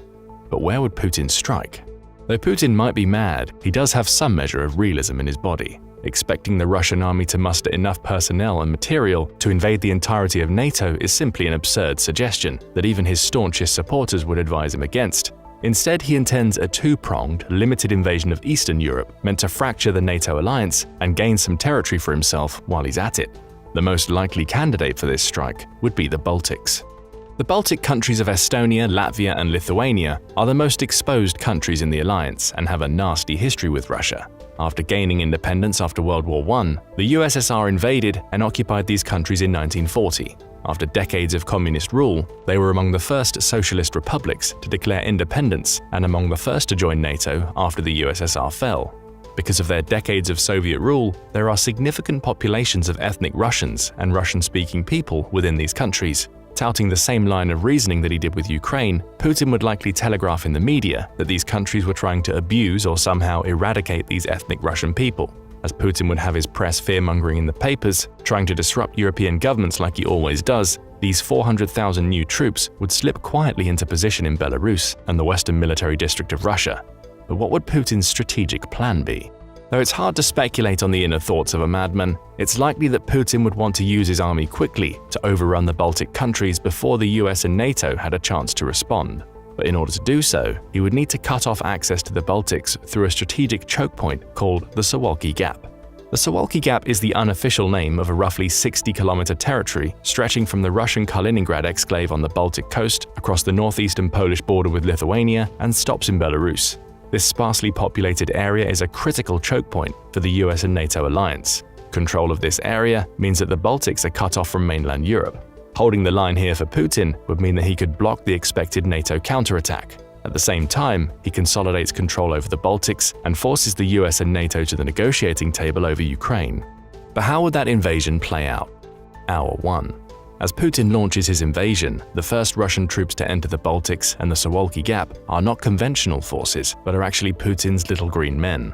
Earning this moniker from the earlier invasion of Crimea in 2014 due to wearing Green Army uniforms with no insignia, these private military contractors are the advanced guard of Putin's army, meant to seize key objectives like bridges, roads, government buildings, radio stations, and military barracks to allow regular troops to enter freely. Instead of moving in regular army vehicles, the little green men instead ride in converted civilian 4x4 trucks, SUVs, and other commercial vehicles to try to blend in with the local population. Their goal is to seize their objectives through surprise and speed, so they want to avoid drawing attention to themselves as they cross the international border. Assisting these little green men in the first hour of the invasion is an extensive network of spies and collaborators Putin's security services have developed over the years. Because of the significant number of Russian minorities and former communists in the Baltics and other European countries, state intelligence and police services routinely make contact with these individuals via online platforms, social media, rallies, bars, concerts, and other traditional recruitment methods. By fostering relationships with disenfranchised locals who are sympathetic to Russia, Putin hopes that he can use them as on-the-ground intelligence when the invasion kicks off to serve as guides for the little green men, spot targets for Russian aircraft, and relay NATO troop movements to Russian forces. As the little green men encounter their first NATO checkpoints, the troops wonder what the heck is going on here. Though there is frequent movement in these countries due to the nearly 10 brigades of Baltic and NATO forces stationed there, US and NATO troops do not travel with firearms in personal vehicles. But before they realize what's happening, it's too late, as these men quickly overwhelm border checkpoints across the Baltics. After securing these border checkpoints and other vital objectives within several kilometers of the border, the little green men signal to conventional Russian formations to begin driving inland. While waiting in formations on the Russian side of the border under the protection of camouflage netting and GPS jammers, Russian armored and mechanized units begin lurching forward to advance into the Baltics. Their objective is similar to trying to take Kyiv. Since Kyiv is roughly 210 kilometers from Russian territory, the Russian High Command hopes to replicate the failed invasion attempt on Kyiv by driving straight towards the capital cities of Riga and Tallinn, which are about 200 kilometers from the Russian border. However, Lithuania's capital city, Vilnius, is only about 40 kilometers from the Belarusian border. Because of its close proximity to Belarus, Putin's generals hope to arrive in Vilnius by the first day and the other two capitals by day 3. As Putin's armored columns begin to traverse the Baltics, they encounter scattered resistance for the first hour. However, after overcoming the invasion's initial shock, resistance becomes more organized and coordinated among the NATO defenders. They know they cannot hope to fight and win against the Russians all by themselves. They are hoping to buy enough time for US and NATO reinforcements to come and roll the Russians back to the international borders of Russia and Belarus. But NATO ground troops aren't the only ones getting clobbered in the first hour of Russia's invasion. Putin knows that to win this war, he needs to secure the Baltics and close the Suwalki Gap within a week. Anything longer than a week, and he runs the risk of not only general mobilization of NATO countries, but also the threat of massive American reinforcements crossing the Atlantic. But crossing the Atlantic will take a week, and this does not account for the several days of mobilizing and loading American ships before the journey. Because of this, he intends to target bases where NATO's Rapid Response Force intends to mobilize first. NATO's Rapid Response Force is the premier organization within NATO, intended to rapidly deploy to crisis zones within hours or days, depending on the need. This force is comprised of land, air, and sea assets that combine troops from across every NATO country into a combined arms army that can sustain operations for several months without needing reinforcements for resupply. At the beginning of the invasion, about 50,000 NATO rapid response forces were forward deployed in the Baltics, Hungary, Slovakia, Romania, and Bulgaria. About 30,000 of these troops were stationed in the Baltics. The bulk of the Rapid Response Force is stationed in Poland, with around 100 members there as of May 2024, and the rest are stationed throughout Europe, with the bulk of the remaining personnel, air assets, and supply bases stationed in Germany. It's these major troop concentrations in Germany and Poland that Russia wants to knock out before they are mobilized for the rescue of the Baltics. Russia intends to eliminate these groupings through the use of long-range precision fires. Though the fog of war prevents accurate data from coming out, it's known that Russia maintains one of the world's largest inventories of conventional missiles. With close to 24 missile types of all varieties, the missile threat posed by Russia, even after years of conflict in Ukraine, should not be underestimated. In fact, despite sanctions, Russia has continued to maintain the inventory of its conventional short, medium, and long-range missiles. In attacking NATO positions in Poland and Germany, Russia would conduct a multi-tiered attack coming from different directions. For longer-range targets up to 2,500 kilometers away in Germany, like the Ramstein Air Base, Russia would launch a barrage of Kh-55, Kh-101, and Kalibr cruise missiles from the Kaliningrad exclave, Belarus, and Russian ships in the Baltic Sea. For targets in Poland, like the US Army base at Poznan, Putin could use the hypersonic Kinzhal missile, with a max range of around 500 kilometers, in addition to medium-range ballistic missiles and repurposed air defense missiles like the S-300 or S-400. In addition to these missiles, Russia would certainly launch hundreds of Shahed 136 drones. The Shahed drones, known as kamikaze drones in the media, are one-way attack drones meant to blow up targets on impact. Since the war in Ukraine started, Russia has bought thousands of these drones from Iran and has even created a factory in southern Russia to build thousands more to meet Russian military demand. Because of the Shahed 136's extensive range, around 2,500 kilometers, the Russians can use them when attacking faraway targets with long-range ballistic missiles. Due to this fact, the Russians have changed their tactics to include Shahed drones as a sort of diversion in multi-layered, multi-threat air attacks. The purpose of using a bunch of Shahed drones would be to confuse NATO radar systems and waste precious time and ammunition shooting these down while much larger missiles come in for the kill. But much to Putin's surprise, his barrage of hundreds of long-range missiles and drones has little effect on NATO defenses. This is due to the integrated air defense network the US and NATO has spent decades building across Europe. The integrated air defense network currently in place is the most sophisticated in the world. Beginning with ground radar sites, almost every NATO country has at least 3 ground-based radar sites, with some countries having as many as 10. These radar sites all operate at various ranges, frequencies, and elevations to capture data on threats flying in at any level and any profile. In addition to this robust network of radar sites, the NATO alliance has something Russia does not: an advanced airborne early warning system. Known as the E-3 Sentry, these Airborne Early Warning Command and Control Planes, or AWACS for short, are the eyes and ears of NATO in the sky. These Boeing aircraft have a massive radar dome that allows US and NATO forces to see threats up to 400 kilometers away. With just 3 of these aircraft, they can provide an overarching picture of Central Europe. With 14 total AWACS in service, which does not even include the ED Hawkeyes from any American carrier strike group nearby, the alliance can see these missiles coming a long way away. As the AWACS and ground-based radar stations throughout the Baltics, Poland, Germany, Romania, Hungary, Slovakia, and others pick up Russian missiles, this information is shared with the battle management coordinators in Germany. As this information is fed to Allied commanders in real time through secure data links, NATO forces are able to begin striking down these targets. As NATO's short, medium, and long-range anti-air fires begin taking out incoming Russian missiles, F-15s, F-22s, and F-35s, along with other Allied aircraft, begin scrambling from air bases across Europe to intercept these threats. While the ground-based defenses are worried about the ballistic missile threats, the aircraft will take over, shooting down the incoming drones. And the result is not good for Russia. Just like what happened in the Middle East earlier this year, even this advanced multi-threat attack was almost entirely defeated. While a handful of hundreds of drones and missiles fired by Russia make it through, few actually strike their targets. This is because Russian precision munitions is more of a suggestion than a fact.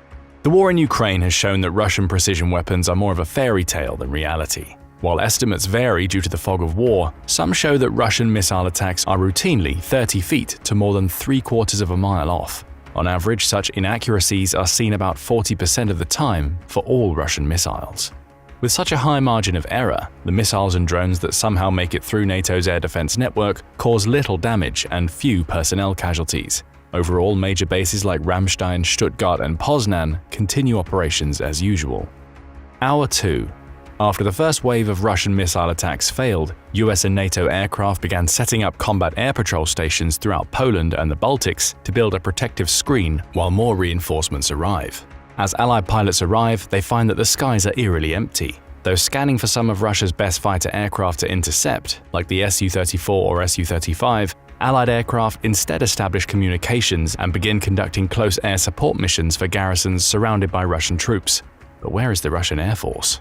Due to the intensity of Ukrainian air defense systems, the Russian Air Force almost categorically refuses to enter frontline combat. So what do? Instead of setting up rival combat air patrol stations or conducting strategic strikes deep within NATO territory, Russian combat aviation instead hangs back behind the front lines and lobs air-launched cruise missiles into the fray. Why they do this is for several reasons. For one, Ukraine has proven that Western anti-air defense systems are, without a doubt, the best in the world. Between the variety of short-point defense systems to Patriot, IRIS-T, and everything in between, Russia's air forces suffered heavy losses to these systems and cannot afford to take much more. This is because the high sortie rate in Ukraine has put excessive hours on Russian aircraft frames and make them capable of flying less hours.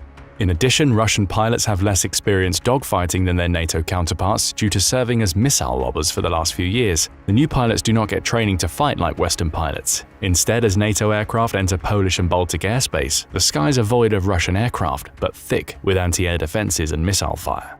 Because Putin wants to preserve his air force, he holds them back behind this massive screen of air defense systems. While some Allied aircraft are able to score hits on these missile sites, the strength and depth of enemy air defenses, which includes missile sites within Russia and Belarus that fire with impunity, start wreaking havoc among NATO aircraft. Though NATO Air Force commanders asked to fire on these SAM sites in Russia and Belarus, the Supreme Allied Commander orders them to stand down for now. At this moment, they want to limit this war to include only the borders of NATO countries and not fire into Russia or Belarus. However, NATO headquarters in Brussels calls an emergency meeting with European heads of state to discuss a way forward. During this conference call, President Biden, alongside most NATO partners, agreed that US and NATO forces should not fire into Russia or Belarus. While some disagree, like the heads of state of Estonia, Latvia, and Lithuania, the reasoning is that the war should be limited to the confines of NATO territory and not Russia or Belarus to give Putin the propaganda victory of somehow saying NATO had attacked Russian territory first to justify the invasion. Instead, the Supreme Headquarters decided to send a naval force to the Baltics to provide air cover for its fighters so they could attack Russian columns. Up in the North Sea, the orders arrive at the flagship of the standing NATO maritime group to make best speed for the Baltics. The transit to get there will take just over 2 days until their Aegis missile system can be in range to start detecting missiles and shooting them down. But the Russian Navy has other plans.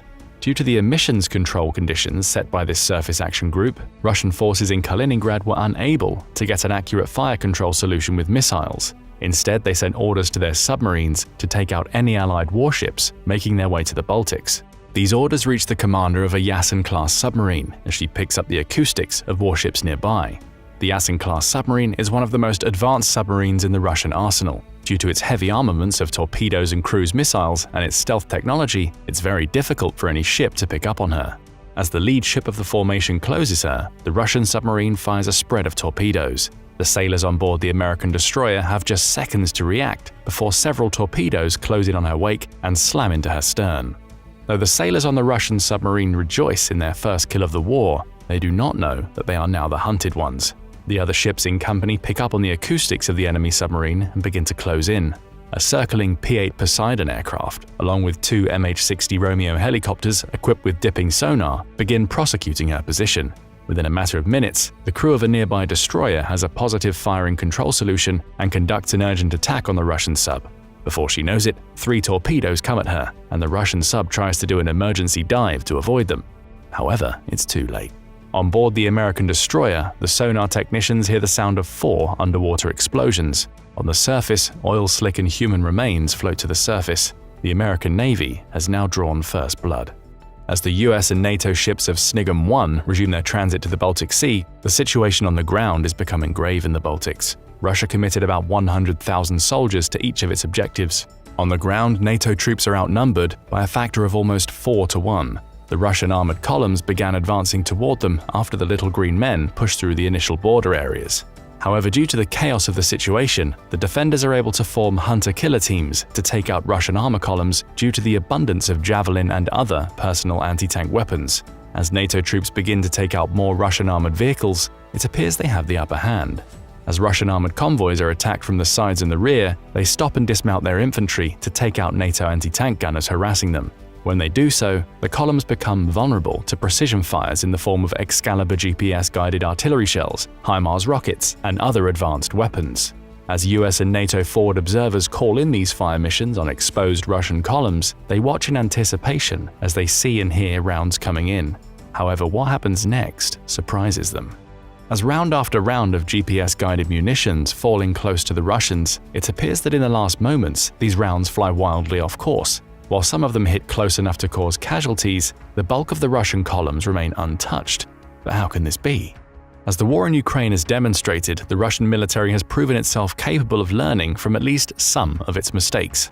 One of these critical mistakes was not having enough protection for its units from precision-guided munitions.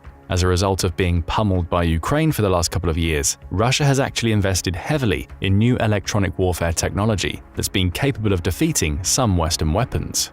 Reports from Ukraine have shown that in some cases, the effectiveness of Western precision-guided weapons fell below 10% as a result of Russian jamming. Because of this, Putin has mandated that all important Russian formations and objectives be shielded with GPS jammers to render these Western weapons useless.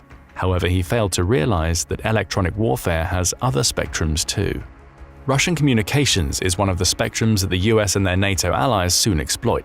As their performance in Ukraine has shown, the Russian military is practically incapable of securing their communications or using proper emissions control techniques to mask their plans. There exists online literally thousands of hours of recorded phone calls by Russian soldiers on unencrypted commercial cell phones discussing sensitive military operations. In addition to this, Russian troops frequently communicate in the clear on radio frequencies that are unencrypted. While they do change radio frequencies often, there is also evidence of Ukrainian civilians intercepting Russian communications and harassing them. While these make for some good internet comedy, this inability to communicate securely has real-world consequences. Russian troops in the Baltics soon learn that their air defenses have beaten back Allied planes for now. NATO soldiers know exactly where Russian formations are, since they do not even attempt to hide their communications. With this real-time intelligence, US and NATO troops conduct numerous fire missions with traditional tube artillery, self-propelled artillery, and mortars to at least delay, if not stop, Russian advances. Though outnumbered for now, troops in the Baltics know help is on the way due to the mobilization of NATO's Rapid Response Force. Hour 8. Since the Russian invasion began just after dawn, the defenders in the Baltics have successfully prevented the Russians from making major gains. Though Vilnius is within range of Russia's artillery, rockets, and other indirect fire systems, the capitals of Estonia and Latvia remain free from attack, since the fighting is still concentrated within 20 kilometers of the border, or at least NATO thought. Throughout the day, Russian transport helicopters have made their way through a hail of NATO air defenses to land elite airborne and Spetsnaz special forces at airports just outside all three capitals. On the ground, local garrisons have brought down large numbers of helicopters from short-range man-portable systems like Stinger and Starstreak. However, enough helicopters have made it through to land inside each capital. The goal of these airborne operations is simple. The Russians hope to surprise the defenders and overwhelm them in a sharp, quick action. Once done, they will radio for more, waiting for transports to fly in larger numbers of paratroopers and conventional infantry to establish a land bridge in the city so that the Russians can now attack from two directions. But there is a problem with that. Because this is the same tactic Russia tried in Kyiv, the NATO troops defending in the Baltics anticipated this move and have been preparing to shoot them down. Through withering ground fire, a few helicopters managed to land at each airport. However, in short order, the attackers are wiped out by infantry stationed at the airport. Mopping up operations will continue for several more hours, but the immediate danger is now over. But where are the reinforcements? Back in Poland, the bulk of the 100,000 NATO troops have received their equipment and are on the march towards the Suwalki Gap.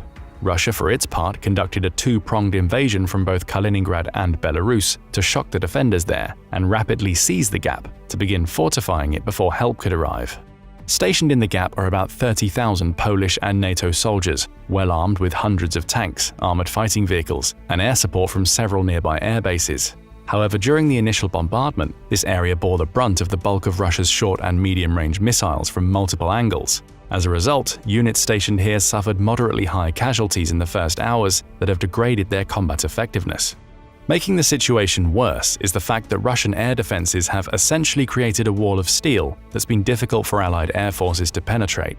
As a result, the forces here are largely on their own and face the largest number of Russian and private military troops as they attempt to stem the tide of the invasion. But they do have one thing on their side.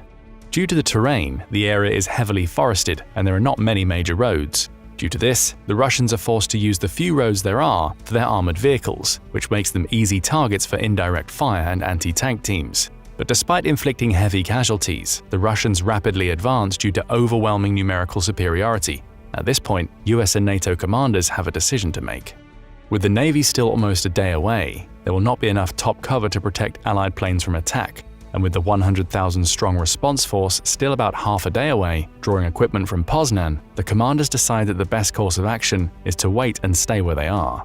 Though they cannot trade space for time, they simply have no other option. Back in Brussels, the US and NATO leaders decide to hold a high-level war council about what to do next. It's agreed that, as previously stated at the Vilnius summit in 2023, the Baltics will not be abandoned, to be retaken at a later date. Instead, the strategy is to hold the area for as long as possible until reinforcements arrive from North America and the UK. In the meantime, NATO countries agreed to mobilize 25% of their militaries for war and place them under a unified American command. With such a decision, the US would have 850,000 personnel, 881 fighter aircraft, over 3,000 tanks, and 687 ships, among other equipment. Once assembled, these forces will begin an immediate counteroffensive, while the bulk of the US military arrives from North America to provide a strategic reserve and much-needed firepower. After deciding on a firm course of action, President Biden informs Congress that the United States is invoking Article 5 of the NATO treaty and that the country is now in a state of war with Russia. He then asks the Congress to officially vote on the matter. In an unusual sign of bipartisan support, Congress declares war on Russia and states that the war will end only when all NATO territory has been regained. With war now being declared, the president has numerous powers he could choose to mobilize the country. Among these is requisitioning the 181 ships of the US Merchant Marine to be under the control of the Military Sealift Command. Also in his power is the ability to charter commercial cargo planes for military use. Overnight, FedEx, UPS, and the Postal Service are all mandated to carry military cargo to help ferry the invasion force to Europe. But the question is, will there be anything left to defend once they get there? Day 1. In the first 24 hours after the start of the invasion, the Russian military made some decent progress. It's currently about 10 kilometers from Vilnius, and the city is experiencing intense indirect fire and air attacks. In Latvia and Estonia, the Russian gains have been greater, since the NATO force of about 10 brigades has had to defend an area the size of West Germany. As a result, the furthest afield Russian units have made it about 30 kilometers. But there is just one problem. Because Russia anticipated to have advanced much further than it did, Russian commanders had not stocked units with enough fuel and ammunition since they had planned on capturing NATO stocks. With Russia still fixed in place to contain Ukrainian forces, not enough fuel and ammunition has been spared. With Russian supply lines dangerously exposed from their railheads in northwest Russia and Belarus, truck convoys must continually make trips to the front lines to deliver supplies. And this is where Russian command and control hurts them. Due to having just 2 serviceable airborne early warning aircraft similar to the AWACS, the A-50, Russian commanders are blind to most of what's going on in front of them. Because of this, Allied units are frequently able to fix Russian units in place with snipers and small squads, while larger formations are able to flank around and attack Russian troops from the side or rear. Because of these frequent ambushes, senior Russian commanders become impatient and routinely head to the front lines to figure out what's going on. Due to their unencrypted communications, they become easy targets for Allied gunners or aircraft. Despite this, the Russian army continues to advance, since they're doing their best to bypass hardpoints and instead send second-line conscripts and prisoners to fight positional battles, while contract troops and private military contractors form the spearhead to push toward the capitals. Because of the Russians' rapid advance in Lithuania, the troops in the Suwalki Gap are quickly becoming surrounded on 3 sides. Fortunately, help is on the way soon. Day 2. As Snigum 1 comes around Denmark and makes a beeline for Poland, the group has been continually harassed and attacked by Russian fighter aircraft. Thankfully, though, none of the missiles fired at US or NATO ships have hit due to how good Aegis has been. But what scares US commanders is as they get closer to Kaliningrad, they will sail under a gauntlet of missile fire. But thankfully, the group has an ace up their sleeve. Because of the presence of a US aircraft carrier, the carrier aircraft comes equipped with its own fighters, airborne early warning aircraft, and electronic attack aircraft. These electronic attack aircraft, known as the FA-18 Growler, are equipped with electronic jamming pods and HARM missiles, which are radar-seeking munitions used to target surface-to-air and anti-ship cruise missile sites. As the cruisers and destroyers of the NATO strike group provide protection for the Growlers, they close in on Kaliningrad with one mission: clear the way for the fighters and ships to go through. As the Growlers near the exclave, Russian fighter jets scramble to meet them. However, land-based F-35s and F-22s join the Navy F-18s to establish local air superiority.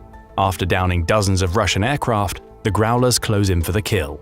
True to their mission, their missiles home in on radar sites all across the exclave, making the Russians there virtually blind. With the air lanes now clear, the whole might of American air power begins pounding the exclave. Every available type of aircraft begins dropping bombs. By the end of the day, the vast majority of their air defense missile sites have been destroyed, their stockpiles of long-range missions have been wiped out, and the surviving Russians holed up in underground bunkers wait for the day to pass. But that day would not come, thanks to the Navy. With the sea lanes now clear from anti-ship cruise missiles, the US Navy and its allies close in closer to shore. Though Kaliningrad has been rendered combat ineffective, Russian air defense sites still operate with impunity across Russian territory and Belarus. Because of this, if Allied planes want to safely support the counteroffensive, the Navy will need to provide mobile air defense for them. Back on land, the fight is not looking good for NATO. Russian forces have advanced more than 60 kilometers across the Baltics and are now fighting in the suburbs of Vilnius. In the Suwalki Gap, NATO troops are doing their best to defend against a multi-axis attack. However, despite inflicting heavy losses on Russian troops, fresh units are brought in from Belarus. Additional Russian units also drove right past Vilnius and banked hard to the south to surround survivors in the area. However, Russia is doing its best to force them out with a brutal tactic. Because Russian combat aviation does not like to engage in dogfights, they mostly stick to fire support roles. One of the main ways they have done this in recent years is through the use of CAB 500 glide bombs. These bombs are thermobaric munitions that create massive blasts that, in the words of Ukrainian defenders, turn everything into cinders. With these nasty vacuum bombs, Russian combat aviation slowly dismantles NATO hardpoints and allows Russian troops to advance, but they're still not there yet. This is because the advanced units of the 100,000-strong relief force have made contact with the enemy. During their forced road march, US and NATO units forced running gun battles with Russian forces as they made their way to the Suwalki Gap. However, these units do not want to become encircled themselves and instead slow the pace of their advance, since it's unclear still if Russian troops will invade Poland from another direction to try and outflank the relief force. The slow movement of the relief force could spell disaster for the troops in the Suwalki Gap. With just 20 kilometers left on either side of them before being cut off, the danger of encirclement grows each day. That is, until the Navy arrives. Day 3. After clearing the Kaliningrad exclave, Snigem 1 has finally closed with Poland and the Baltic countries and is providing air defense support for Allied planes. With more than 300 vertical launch cells between them all, the Navy has done great work shooting down threats heading towards Allied planes and troop concentrations. However, this is not the only thing the Navy is doing.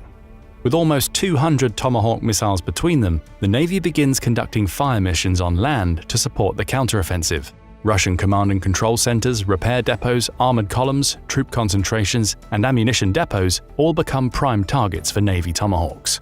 However, with the inability to reload missiles at sea, Navy ships have to choose their targets wisely in such a rich environment.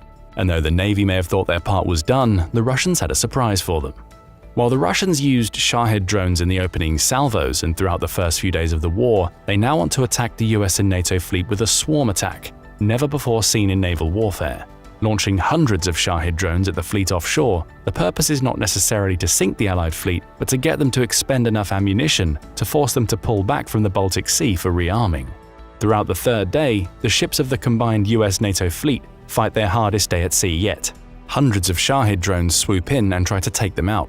After nearly 8 hours of continuous attacks, the crews are exhausted, and the damage to the fleet is extensive.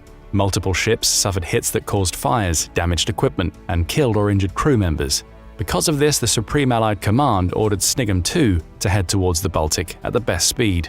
It was already doing so, but it would take another half day to get there, just in time for what the Russians wanted. Though not a surprise to the US, the Baltic Sea Fleet of the Russian Navy has been shadowing the American Navy. Keeping outside of range, the Russians have been waiting for the Shahid drone attacks to weaken the US NATO fleet before coming in for the kill.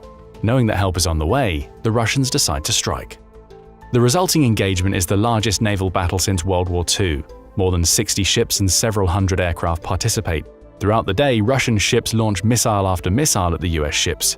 With just seconds to respond, the US fleet shoots down most, but some ships, weakened by previous battle damage or out of missiles, are lost.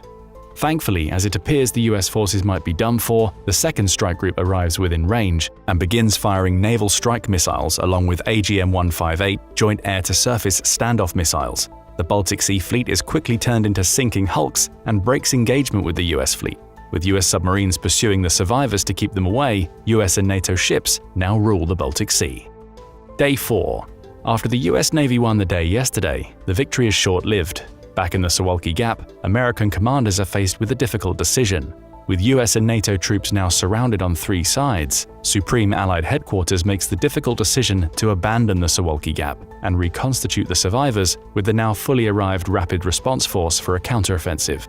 But the Baltics have not been abandoned.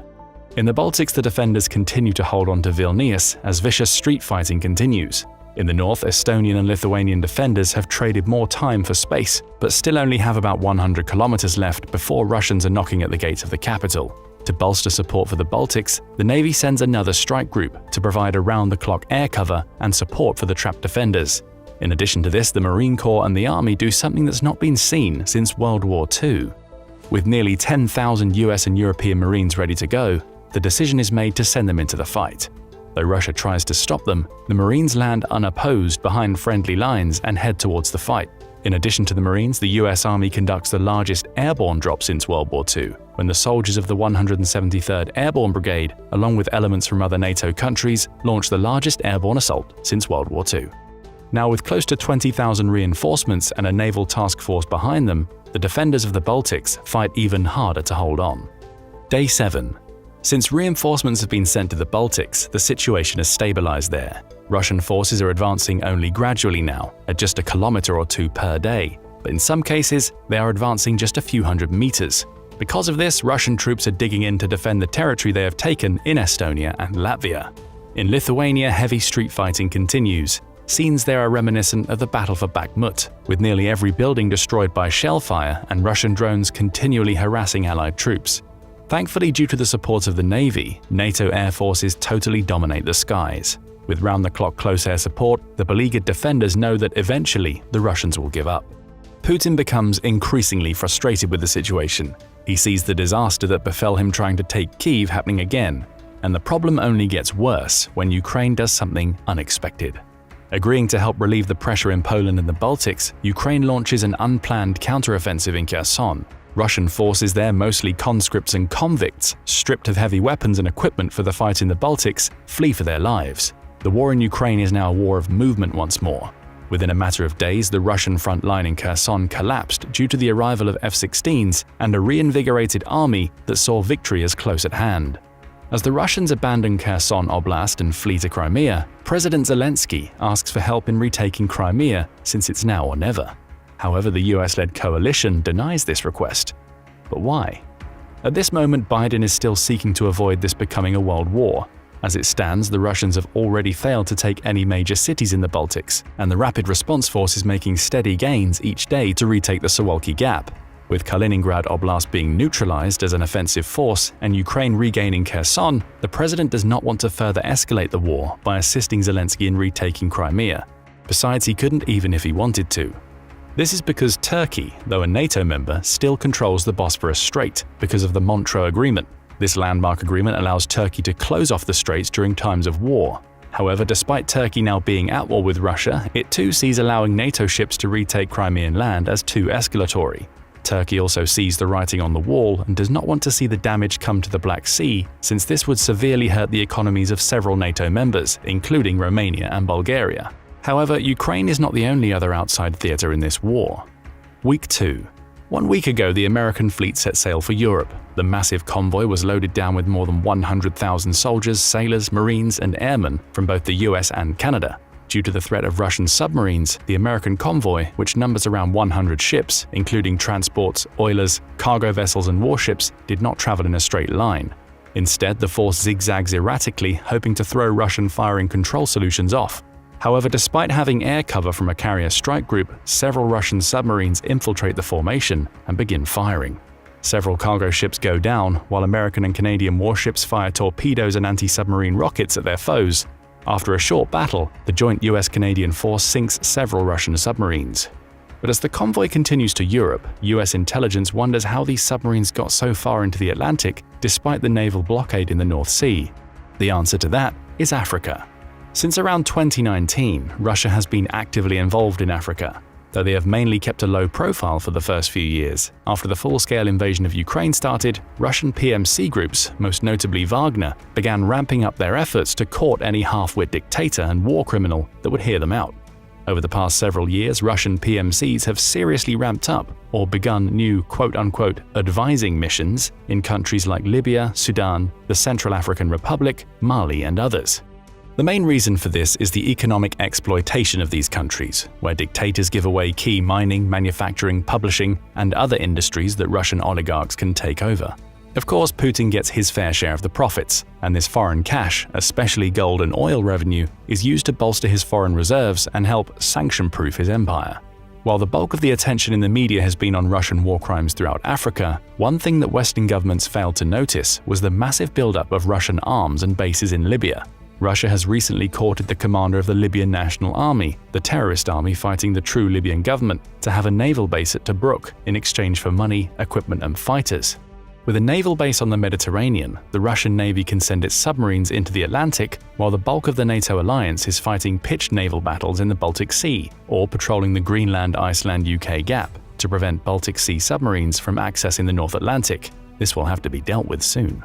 Back on mainland Europe, the majority of the entire 300,000 Rapid Response Force has been issued equipment and has joined the fight. The Marine and paratrooper reinforcements have helped the Baltic defenders greatly. Though the Russians continue to try and punch through NATO defenses there, they run into a wall of steel every time. But there are a few problems.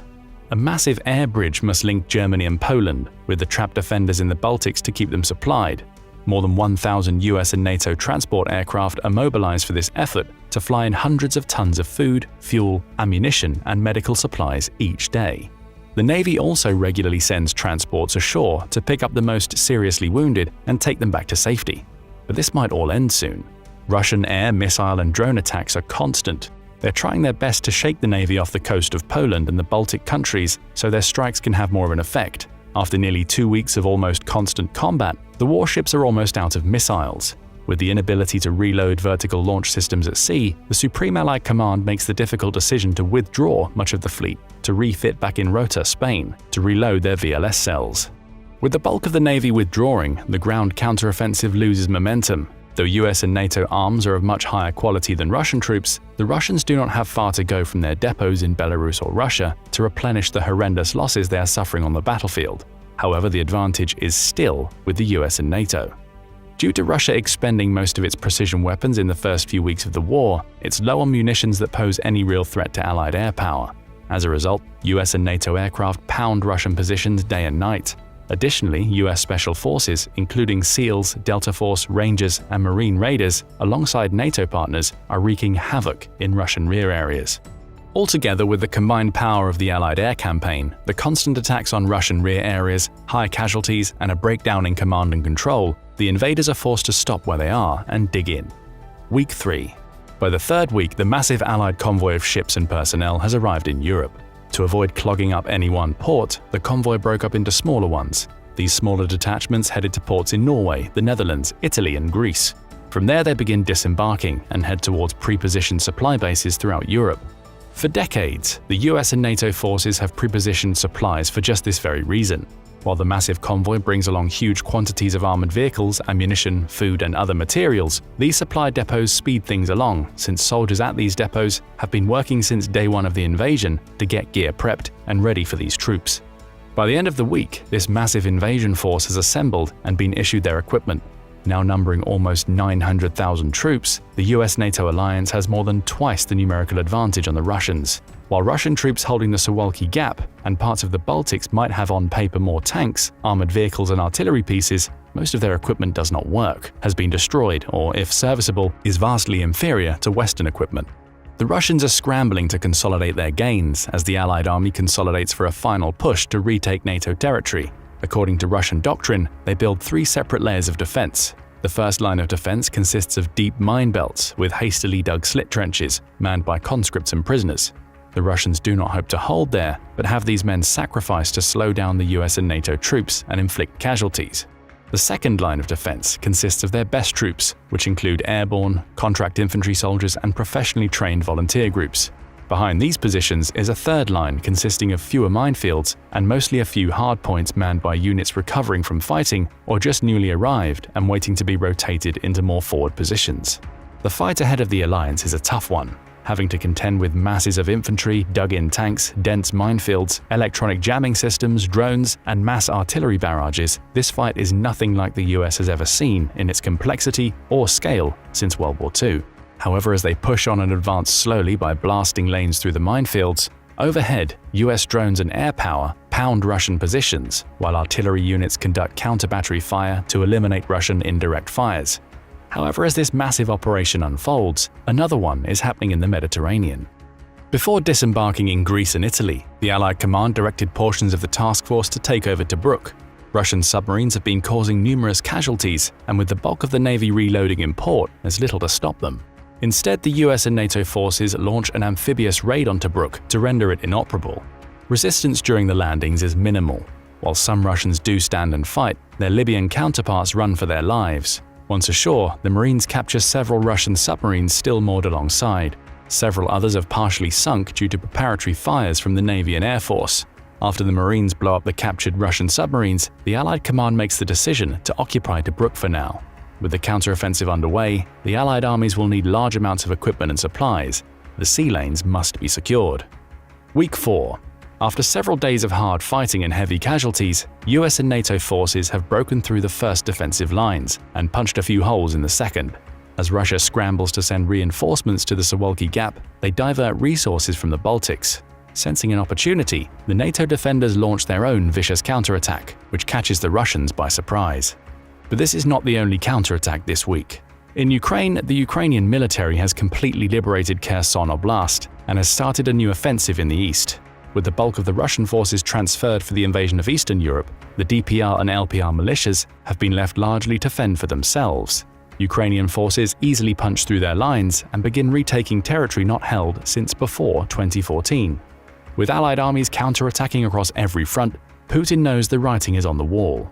With his army unable to take any of the Baltic capitals, the loss of Kherson Oblast, the loss of Tobruk, the loss of his Baltic Sea fleet, and the imminent defeat on the battlefield in Poland, he knows there are not very many ways to spin this as a victory back home.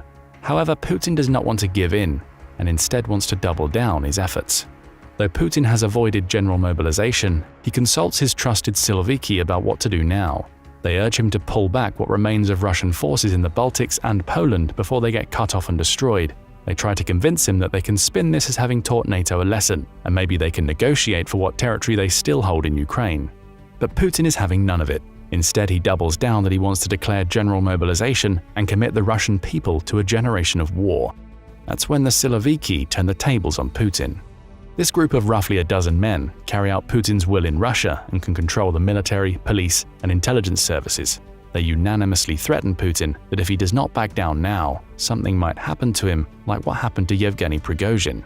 Sensing that he's lost control, Putin gives in and tells the Siloviki he will ask for a ceasefire.